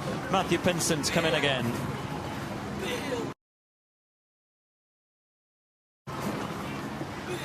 I think it's, again, ominous signs for Oxford. Cambridge have got this long bend to come, probably 6 or 7 minutes of rowing now before Oxford will see any advantage from their bend, which is way, way down the course. But I'm just really impressed by the Cambridge rhythm. They look calm, they look controlled, they look confident. And that's so important for them in these conditions at this stage of the race. They've got this. They've got this. If they want to win this race, it's going to happen in the next 2 or 3 minutes for Cambridge. The wing beats of the boats you can hear as they carry these boats along, mingling in with the cries of the Coxies, and Cambridge are building that lead, building that advantage. The one unknown factor, though, of course, for both crews is how alive is that river after Hammersmith Bridge, coming down through Chiswick Reach and past Chiswick Gate, because Oxford are hanging on at the moment, but they need, I think they need, if they can't push on themselves, they need, and they might get a little bit of help from the river. That's right. There could still be an act of God, so to speak, here, even if Cambridge is a length in front. Given what we saw before in the women's race, anything could happen with those waves. But we saw there that Oxford had to move out, and anytime you apply the rudder just a little bit, it's a bit of a break, a tiny thing, the rudder, but it does just slow the boat. But they have started to put a bit of a push on Oxford as they try and hang on to Cambridge. Yeah, Oxford are definitely holding on here around this bend. It's a very impressive performance for them. They're gutsy. They look like they are now starting to lengthen out and relax a little bit more, even though they are this nearly a length down. Pretty impressive performance here from Oxford to hold on around this bend. So past the green wrought iron spires of Hammersmith Bridge they went, and you can see the times there, and that's a pretty impressive time in these conditions, but it is about to get more difficult. And you see the angles that they have chosen there, and Cambridge just moving across to the Surrey station a little bit, but again the river is about to become far more animated as they round this bend, which of course favours Cambridge. Oh, if I were in the Cambridge crew, I'd be stepping on the gas hard right now. They had the first part of their bend, and Oxford did not let them get away. And the whole thing about the Surrey bend is with every passing minute that you don't break clear, the Middlesex crew gains an advantage, gains confidence. So Cambridge do not want to let that happen to them. If the water's anything like it was in the women's race, Oxford will have the worst time of it. I did think that Cambridge were heading over to Surrey to try and get a little bit of extra safety from that water, but they seem to have come back together now. So Cambridge in a strong position, an unfamiliar position based on recent years, that they have clear water almost now between themselves and Oxford as the flotilla, all the boats behind, churn up the water, which is lively enough. And they sweep around, and Ian Middleton in his third boat race, the youngster still just 20, coxing Cambridge and asking for more, having a look around, just having a look around to see what Oxford are, but the whole crew can see. He's the only man who can't see the advantage they have. Oxford hanging on just about clear water between the boats, but Oxford hanging in, and they have to keep digging and keep driving and try and maintain contact. You can see those white horses now, and Cambridge have just hit it. Both crews now going into that rougher water, and this is where the challenge will start for them. Can they keep their full length? Can they keep their quality of rowing? Again, what a different view down there we have, the view that these men have, where the river really is lifting up, and the blades cut through the choppy water, and up goes the spray. And again, a battle of technique here. Who can deal with these conditions the better? Oh, you've got to keep the water out of your boat. If you have a couple big waves come in, that's immediately like having a man on board who's not rowing. 2 men, 3 men on board who's not rowing. It gets very heavy. Matthew Pinsent as we hit Chiswick Reach, and again, things are coming to life, Matthew. Yeah, as we can all see, there are some really big slabs of water out here on the Thames.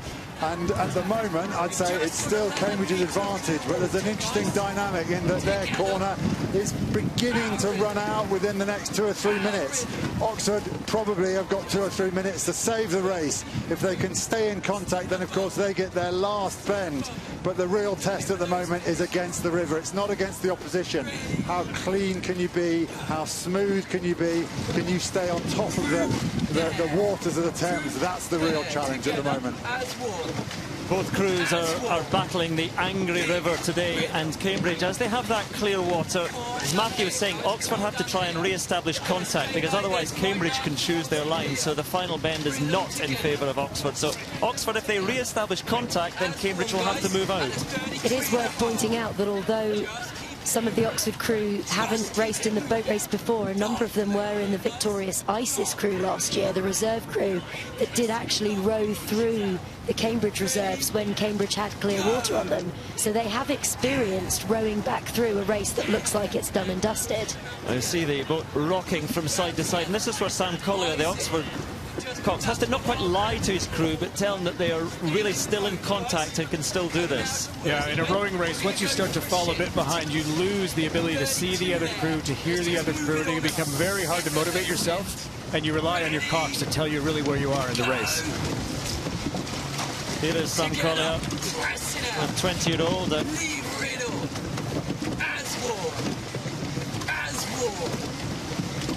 And you see the delicate touch he has there on the rudder cables, the wires that control the rudder. Just holding with a feather touch, but so difficult in these conditions. Really hard to manage the boat well in rough conditions. He's going to have to keep making good decisions. So Cambridge, clear advantage, clear water, and you look down the boat. The stroke Lance Trudell and Ben Rubel, Henry Hofstock, Luke Juckett, that core of Americans in 7, 6 and 5, then Clement Alsberg and Charles Fisher, Ali Abbasi, Felix Newman. And they are about a length clear now, and Oxford grafting and working to try and maintain contact, but you can see the lead that they have now. And Cambridge in clear control as they pass Chiswick Steps. Yeah, it'll take a mistake by Cambridge now to lose this lead, but it's still not out of the question because there's another patch of rough water coming. And I don't know if you could see, but the pumps are working hard on both boats. You can see the water spitting out the side of the boat. And you can see the water still in the base of the boat there, but those pumps are working. And you can see the crews are working as well. And how do you maintain your rhythm and remain rowing as one? The Cox asking as one, but how do you do that when conditions are doing their best to disrupt you? Matthew Pinsent again.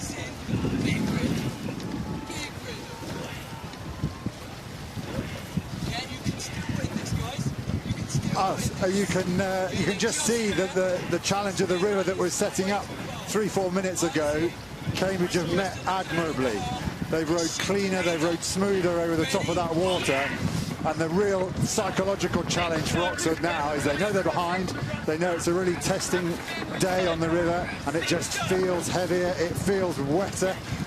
Every splash, every wave they hit is going to feel as if it's adding more and more to their workload and increase the distance between them and Cambridge that they have to make up.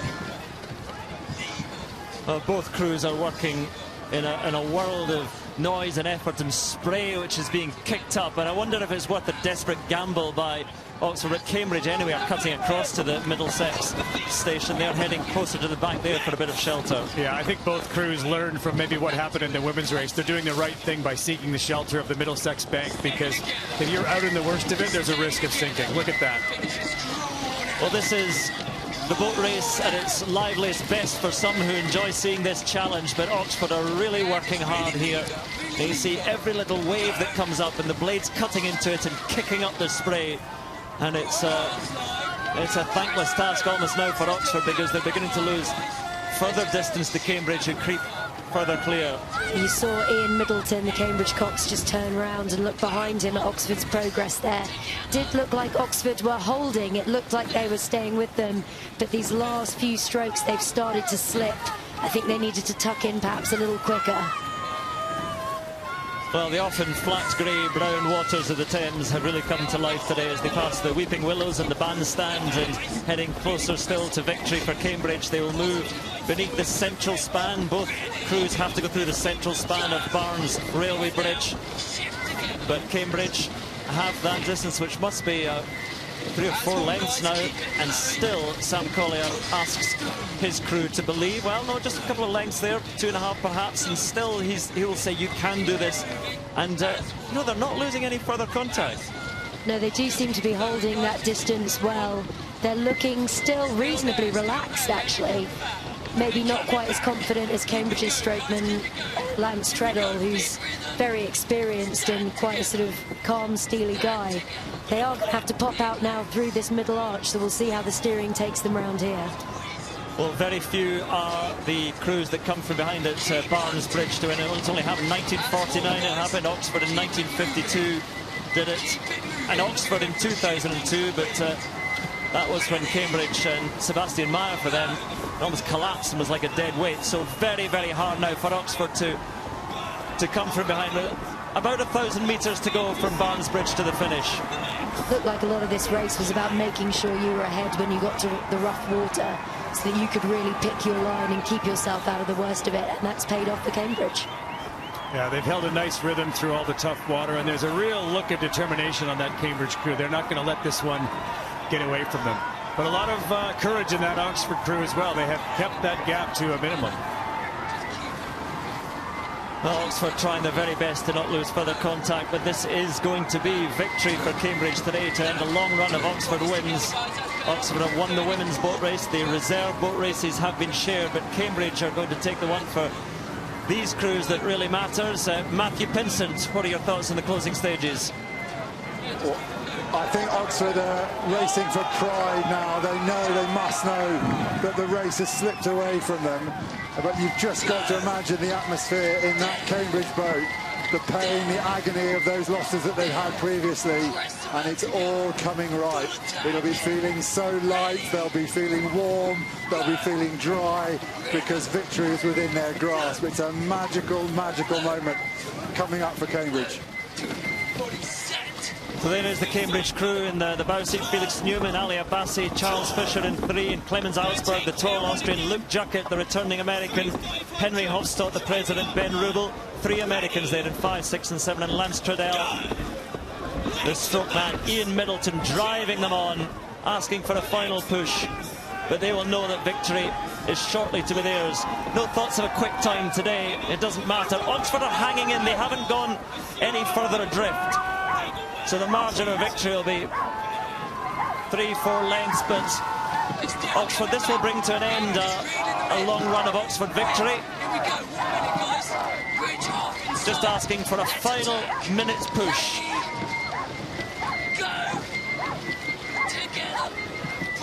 Even now, as their legs are dying and their backs are breaking and their arms are falling out of their sockets, is keep pushing to the finish.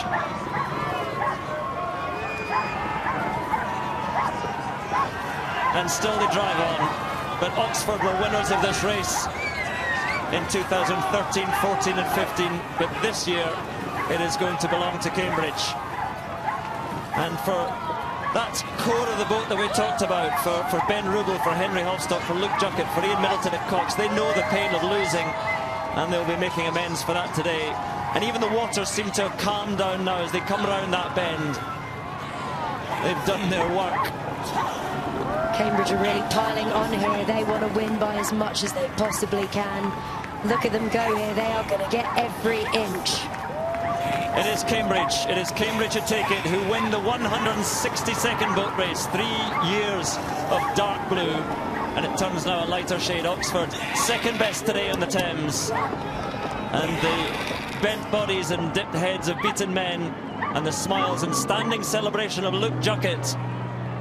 And what it means, as we mentioned, to come back having lost and lost to come back and win now. What a difference. What a race he had. He's had problems before where he's almost been knocked out of the boat a couple of years ago, and now here he is celebrating as a victor, and all the way down that boat. And then the contrast, the sharp contrast. Some men who will come back and try again, others this was their one and only chance. And well beaten today by the favoured crew, Cambridge. And then here you have the underneath Chiswick Bridge. Both crews gather, and those sort of echoing cries and cheers from Cambridge will taunt and will haunt in years to come Oxford. But that is what the boat race is like. Cambridge the winners, and emphatically so. Yeah, the cliche is there. There's no second place in the boat race, and losing it really hurts, as you can see now from the faces of the Oxford crew. But I think they did a great job there to stay in the race. But Cambridge, worthy victors. That's why tired and defeated. 3 cheers from Nick Hazel and Jamie Cook, Jurgen Tveit, Leo Carrington, Josh Bogajski, Morgan Gerlach, the president, James White and George McCurdy, the Oxford bow seat. But the winners have it all in the boat race. And as a former Cambridge man, Wayne, you'll be delighted, because you know what it is as well. Well, you had your problems in 2003 through injury, but then to come back the next year and win, and especially for those who have lost before, to come back and win. Oh, yeah. You could just see the look on the face of Henry Hofstad and Luke Juggett, just the catharsis of having been down the course twice before and lost, and now to win in their last year at Cambridge. I mean, it's just an unbelievable feeling. Well, I think we knew, looking at the races and the way it prepared, and I said a solid core of this boat won the Fours Head of the River as well, and we knew from then in November that Cambridge were going to be a very, very strong crew. And then the contrast again with the losing cox there, Sam Collier. A little nod of recognition perhaps, but I'm sure he'll be back. But again, this has been a very strong Cambridge crew this year, and Sean Bowden, the Oxford coach, knew that he had quite a lot to do. It's a very short period of time you have to fashion a crew, especially when you don't have many returning Blues. Yeah, and I think, you know, credit to Sean as well. Even in the years when he doesn't have the best athletes, he produces quite a good crew. And this was not a huge margin of victory. I mean, I think both crews can be proud of what they did today, especially given the conditions. And a word as well for Steve Trapmore, the Cambridge coach, because there was that victory in 2012, but there were lots of other factors that year as well. And I think a lot of people thought that was a bit of a hollow victory, but this has been a well-earned victory for Steve Trapmore, who came in 2011, was a great oarsman himself, had success with Imperial College, but now to win here, a really clean, solid win for Cambridge, and that's what it means. And there will be delight for Steve Trapmore, the Cambridge coach, and the work he's done. Yeah, there's been a lot of going back to the drawing board, I think, at Cambridge after the losses of the last few years. They really started the beginning of this season saying, we're going to get it right, we're going to win. And at each milestone during the year, I think they were where they wanted to be. They at the Fours Head and during the fixtures with the Ergo scores. It was a good season for them from start to finish, and they can be happy with that. Well, let's have a look at some of the moments in there. It wasn't a race of really clearly defined moments where things happened, and it was obvious to see that that's where the race was won. But from the start, it was a pretty solid start from both crews, but Cambridge just edged ahead in the early stage and really never relinquished it from then on. No, Cambridge just started to inch away really round this early part of the race. They then sat at this distance, as you see here, about a length up for a good proportion of the race. And it wasn't really until they started to hit the rough water, which we're just coming up into now, that they really got away from Oxford. It was interesting, the choice today of the Surrey station, I think perhaps did favour the crews, but Cambridge a stronger crew in any case. Anything could have happened in this water, but both crews seemed to deal with it pretty much the same. There wasn't a huge advantage gained by either crew. Yeah, there's danger in these conditions that one crew nearly sinks, which is what we saw in the women's race, and is why Cambridge lost by such a huge margin. But in the men's race, both managed to get through the water in one piece and have it be sort of a normal winning margin for Cambridge. Oh, what a fascinating day of races it has been. And the Cambridge crew said they have not experienced this for 4 years, coming into land at the Mortlake Anglian and Alpha Boat Club as a winning crew in the men's boat race. But they have that now.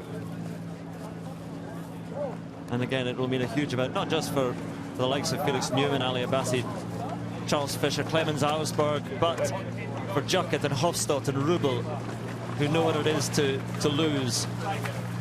And to come back now and win.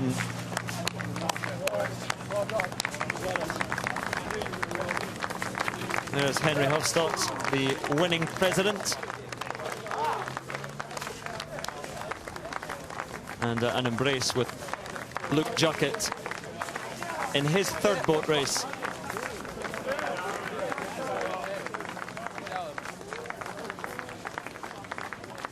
An embrace with the reserve crews. And just a reminder that Cambridge women won the reserves race after Oxford had taken the women's boat race, and Oxford men won the reserve race. Yeah, actually unusual to have that reverse in the decisions in the reserve races. Quite often you get the stronger squad and they will win both races. And that, we should be pointing out, 6 in a row for ISIS. Well, I can see Henry Hofstadt getting in position to talk to Claire, so let's hear from him now. There is jubilation for Cambridge because so many of them, including their president Henry Hofstadt, have been in this boat race before. They have lost it before. Third time lucky, well done. I'm at an absolute loss for words. After losing twice, coming out here and winning is a feeling like nothing I've ever experienced before. I'm truly humbled. It's a lot of hard work goes into this. It's 9 months, and we wanted it more today. All the guys did a great job. Steve did a great job. There's so many friends and family I'd like to thank. The university, Hughes Hall, and it's just a spectacular day for the Light Blues. It was a fantastic success for you. Great negotiating of the course as well. We'll talk to Ian Middleton in a moment. But Luke Juckett, we saw the most amazing celebrations from Luke, who was pumping the air as he came over. But quick chat with Ian Middleton. Well driven, as they say, but well negotiated. That course was tough today. Yeah, it was definitely tough conditions. Steve and I went out over the course yesterday, about this time, when the conditions were very similar. We knew what it would be like, and we knew it would be a tough second half, and we had to set it up in the first half. And yeah, credit to the guys, they dealt with it really well and responded to what I asked them when we turned into that. So, yeah. And you put on a final push, or they did, to really pull away from Oxford. Yeah, Lance in the stern was talking to me the entire time, letting me know what Oxford are doing. He's saying they're going, they're sprinting, we've got to go as well. And so, yeah, we had no option. They drove us to the line there. And yeah, wanted to open up as much as we could and take some lengths back that we lost the last few years. Now, tradition demands that you are going to be thrown into that water. It doesn't look very inviting. I'm already soaked, so it doesn't matter. And anything now, like, it's fine. We'll try and grab Ben and Luke for you. Great, Lance, well done. You were pointing at Ian at the end there, saying, down to you, well done. Yeah, he led us really well today, as he has done throughout the whole season. You know, haven't lost the race on the Tideway this year with Ian coxing me every time, no matter what the situation. He's led us well, and we've responded, and, you know, we've got what we deserve today. And for a lot of them in that crew, it really was a matter of redemption. Absolutely, yeah. You know, there's guys in there coming off the back of 2 defeats in their final year, so I know how much it meant to them, and they were really desperate for the win, and I'm just really glad I could be a part of that today. Can I just ask you, how much does it hurt in the middle of that when it's so rough and choppy? Yeah, the conditions got really crazy. It's just a case of managing the conditions. Often when the conditions are that bad, it's not as easy to work, actually, and it's a case of trying to find, you know, keep the work on during those rough conditions, and then, yeah, just managing it better than the other crew. You did a great job. Many, many congratulations. And let's just grab the other two Americans, Luke and Ben, because we saw Luke celebrating emphatically. In fact, if you guys just wait a second, we'll just hear from Oxford from the losers first. I'm standing here with the losing Oxford president, Morgan Gerlach, and I know from personal experience this is not a great moment for you. Where do you think the race turned against Oxford? Probably coming under Hammersmith. Cambridge did a really good job getting ahead on the Surrey Bend, and you know, credit to them. They handled the conditions and, you know, deserved to win the race. It was probably a difficult decision a difficult situation for the boat club. The results in the winter perhaps hadn't gone against you in experience terms. Perhaps the Dark Blues were less capable than Cambridge. Do you think that's a fair assumption? I think that's a fair conclusion? No, I think we're part of the best boat club in the world, and we'll be back next year. We have the best coaches, best athletes, and we'll be back. Does this feel, well, obviously from that previous answer this is a no, but does this feel like the end of an era for Oxford? Absolutely not. Thank you. Fighting talk from Oxford. They will be determined to move on from this. But Luke Juckett and Ben Rubel with me now. Wow, it's been a long time coming, but Ben, how sweet does victory feel? It's pretty amazing. It still hasn't quite hit me. I think when we were coming through Barnes, I finally started thinking, this is really going to happen. Just put my head down and tried to make it to the finish line. Luke, you had enough energy there to almost dance your way over the winning line. How did you have anything left? Adrenaline. 3 years of build-up really got me out of my seat, up and out of my seat, ready to roll. Yeah. We can show it to you actually, because I have no idea what you were shouting, and you probably shouldn't repeat it. But it was fairly impressive moves that.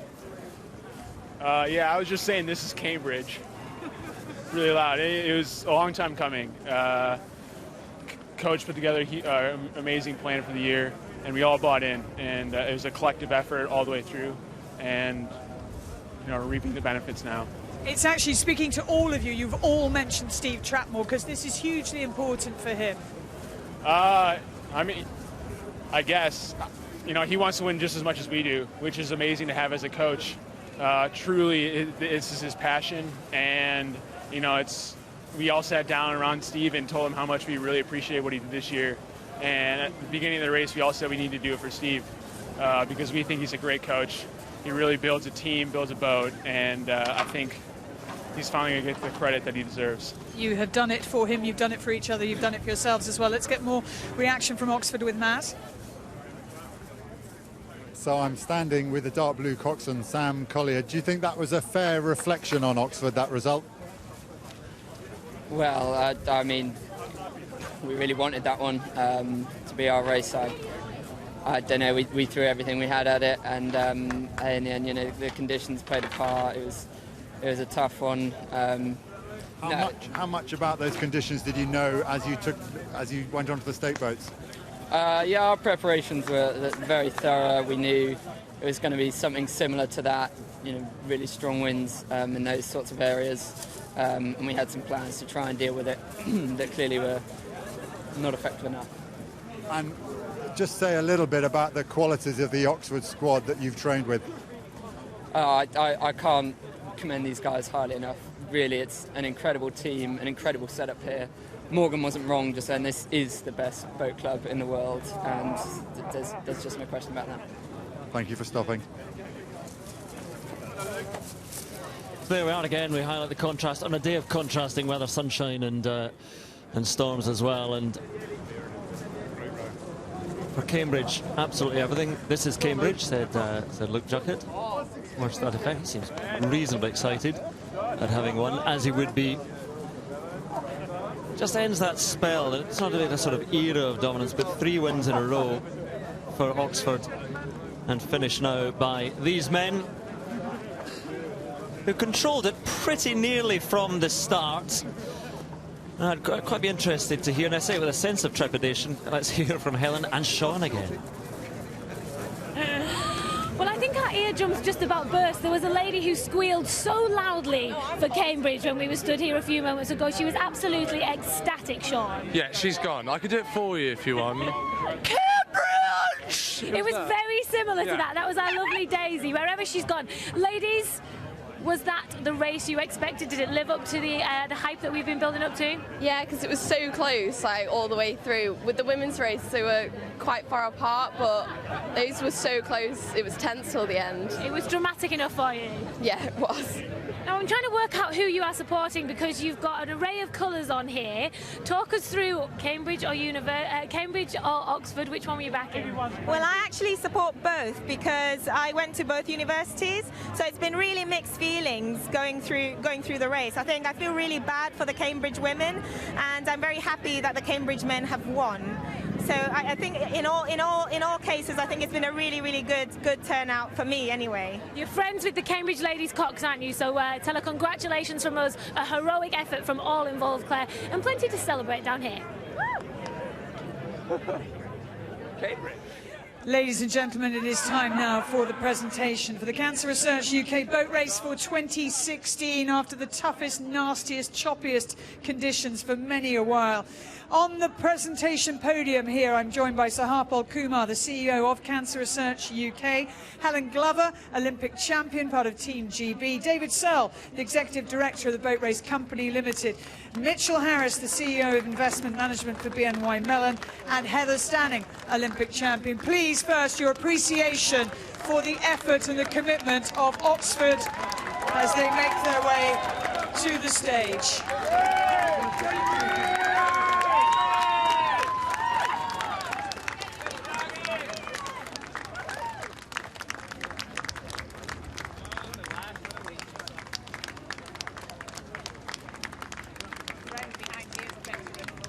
Morgan Gerlach, their president, leading them off the stage.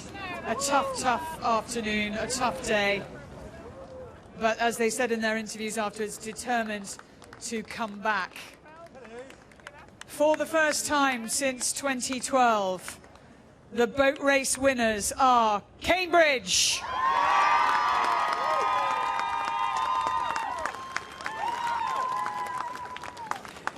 Felix Newman leading the way up here. You will get your moment to lift that trophy. For some, it has been a long, long time coming, including the president, Henry Hofstad, his third boat race. And with Luke Juckett and fellow American Ben Rubel, they were determined that this would be a winning race. They have come out on top. And a big mention for Ian Middleton, their cox, who's here in front of me. How well steered through those choppy waters. And Steve Trapmore, their coach. Steve, a quick word with you, because everybody I interviewed of your crew were desperate to say how much they wanted to do this for you, how much they respect you, and how much this will mean to you.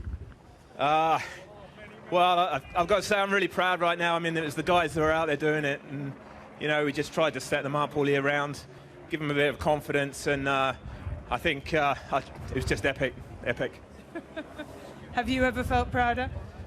No. It's hard to put into words, really. Yeah. The emotion, you can hear it in his voice, you can see it in his eyes as well. One final word from the president, from Henry. Would you like to say anything to the assembled masses? Thank you, everyone, for the support today. It means more than I can possibly express to all 9 of us, all 10 of us, Steve included. So thank you, and go Cambridge. The winners of the Cancer Research UK boat race, Cambridge!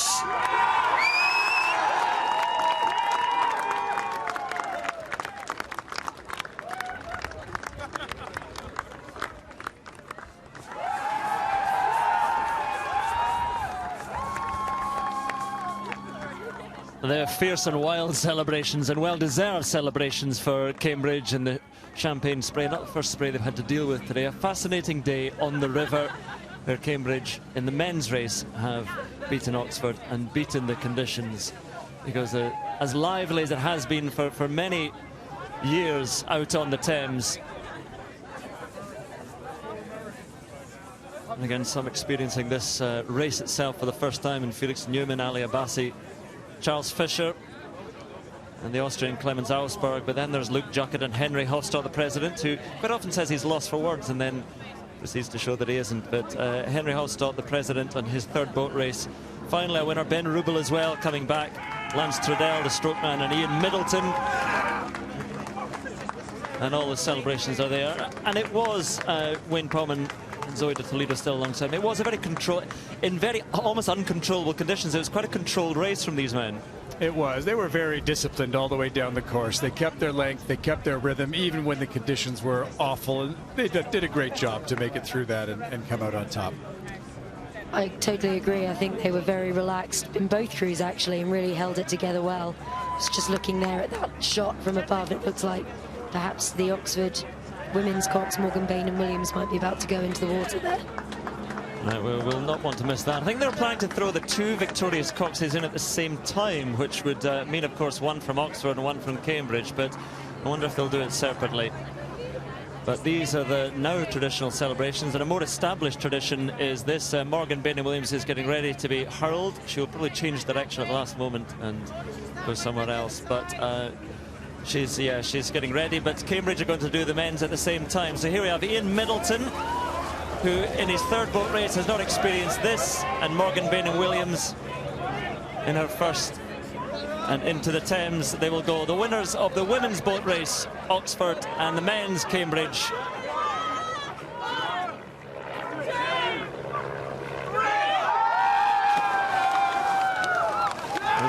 Synchronized diving into the Thames.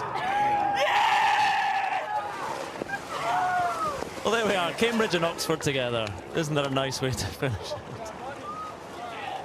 And as Ian Middleton said, he was wetting up already.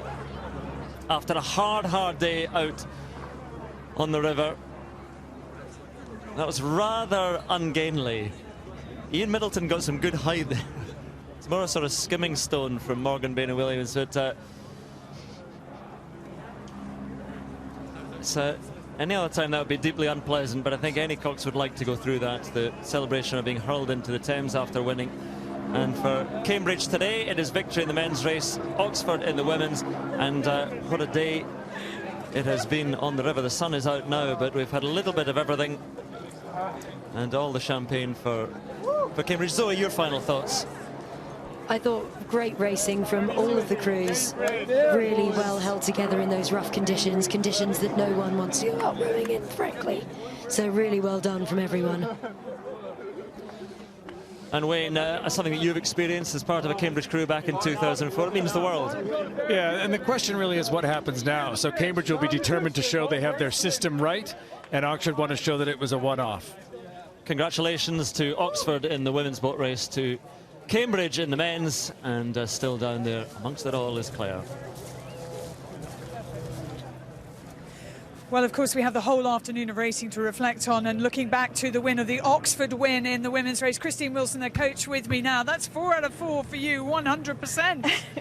Yes, it is. We're so fortunate to coach remarkable women, and you know, we had a little bit of a theme, which was whatever came today, they would be perfect boat race conditions. But I'm not sure we expected something quite so perfect. I mean, they were extraordinarily tough conditions, and I'm not quite sure what it looked like on the television, but I mean, they were rowing through the Pacific Ocean at times. That is what it looked like, believe me. And there were times when Morgan was steering the course she was, that I think the commentary team and everybody watching were thinking, "Halo, what's she doing?"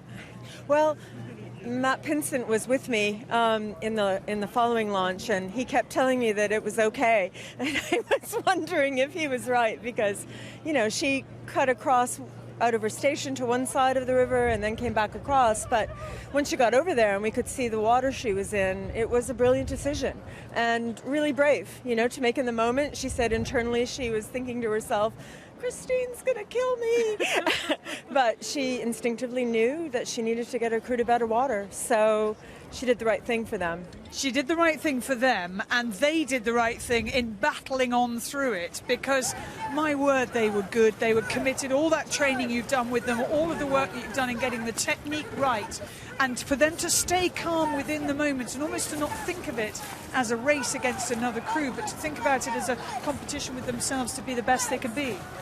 Yes, I mean, they certainly are very, very focused on figuring out how to move the boat, you know, and if it's lousy conditions, someone has to do a better job of plowing through that stuff. And so I think that their connected length and their sense of the boat just kept them at it one stroke at a time. And for you, as personal achievements go, where does this rank? I'm really proud of these women. I think that, you know, the conditions didn't necessarily let them show how good their rhythm at base speed was, but I think that they're an extraordinary crew, and I think that they've gotten so much out of themselves this year to really exceed all of our expectations. Yeah. They did a great job. Congratulations to you. Enjoy tonight. Thank you, Claire. All right. Thanks to Christine. Her work on next year will probably start immediately. Catherine Granger, Kath Bishop, George Nash, Constantine Aloudis, all with me here as the tide starts to come in and lap over your feet. Guys, take a step this way. I don't want you to ruin your shoes. Catherine, as days go, as boat race days go, that was one of the more memorable. Quite extraordinary. I think dramatic. Sums up everything.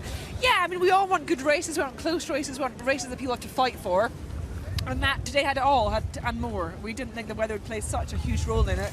But I think both the main blue boats as well, both the men's and the women's, was tight, it was competitive, and I think, although we're talking a lot about Cambridge just surviving in the women's race to the end, I think they played a fantastic first third. They were very tactically smart and never gave up, even when they were sinking. It was amazing, that, and incredible looking back at it now, that they did actually manage to finish, because that boat looked like it was going nowhere but down, Kath, and that would have been a terrible end. They were never going to stop. I mean, the amount of training they've done, they are ready for anything, and we know this race can just throw it at the crews. The weather, the timing of being in March means it's tough out there, and of course they were never going to stop. They could see they were attacking it all the way through the race, and the conditions were going to be tough for both crews, and there were moments where they managed to kind of regain some, come back at Oxford a bit, and they were ready to see if there was an opportunity. But there is work to do for Cambridge women. For Cambridge men, George, delight, because that is sort of necessary in terms of the competitiveness of the race. It needed a Cambridge win. Absolutely. They've gone 3 years without a win, so it is fantastic for them. I am over the moon for them. I can't express enough how much they needed it and how much they deserved it, frankly. They've had a great year. Loads of things have gone right for them. They put loads of great training in place. And on the day, I thought they were incredibly clinical. They stayed really relaxed, really composed at the start of the race. And even though the conditions were horrific, I don't think they actually affected the men's race as much as the women's race. And I think that's just a testament to how well they prepared and how well they executed today. It was great, absolutely great. And Constantine, we heard there in the immediate aftermath from the Oxford crew, they will fight back. Oh, I'm sure. They've still got the system in place. They've got a lot of younger talent coming up through the ranks. They're going to be, right back at it next year. And I totally agree with George. Without my Oxford hat on, for the event, it's good to mix it up. It's great to have competitive races. It's great to have it going either way. And if that means the Old Cambridge win, then I suppose we'll just have to be done with it. That's very gracious of you. You guys go back into camp. They will be part of the GB team for Rio. Announcements to be made very soon. Catherine Granger alongside me. Those announcements in 2 weeks' time, is it? Yeah, we've got, I think about the 9th of May, we make the decisions on the European Championships, which is the first international race you'll see the British team compete in. And then we've got 2 more World Cups after that. We may or may not change the boats before Rio, and that'll be the deciding factor. And then about June we'll know for definite. Yes, hopefully you'll have smoother waters than this. I hope so. Exactly. It has been the most amazing day. It started with a lightning strike and a tree just along the riverbank from us here bursting into flames. We had hailstorms, we had rainstorms, we had the choppiest waters we have seen for ages, which meant that Cambridge very nearly sank in the women's race. They made it to the end. Oxford victorious in that. In the Cancer Research UK boat race, eventually a win for the Cambridge men. We'll see you soon. Bye-bye. Each year is different. It really is a challenge like no other. We go out there and we race because we love racing. This is our year, this is our story. It's just an amazing thing to have the opportunity to do. It is the boat race, and that's the only race that matters. Attention, go!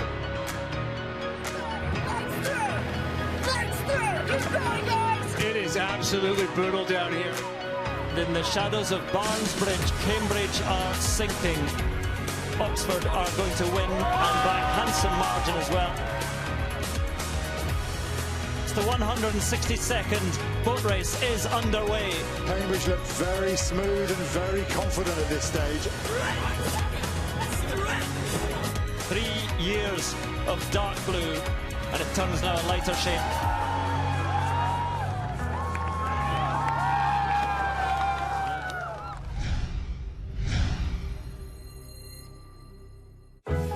Boxer Ricky Hatton and athlete Louise Hazel are put to the test with a question of sport. Next.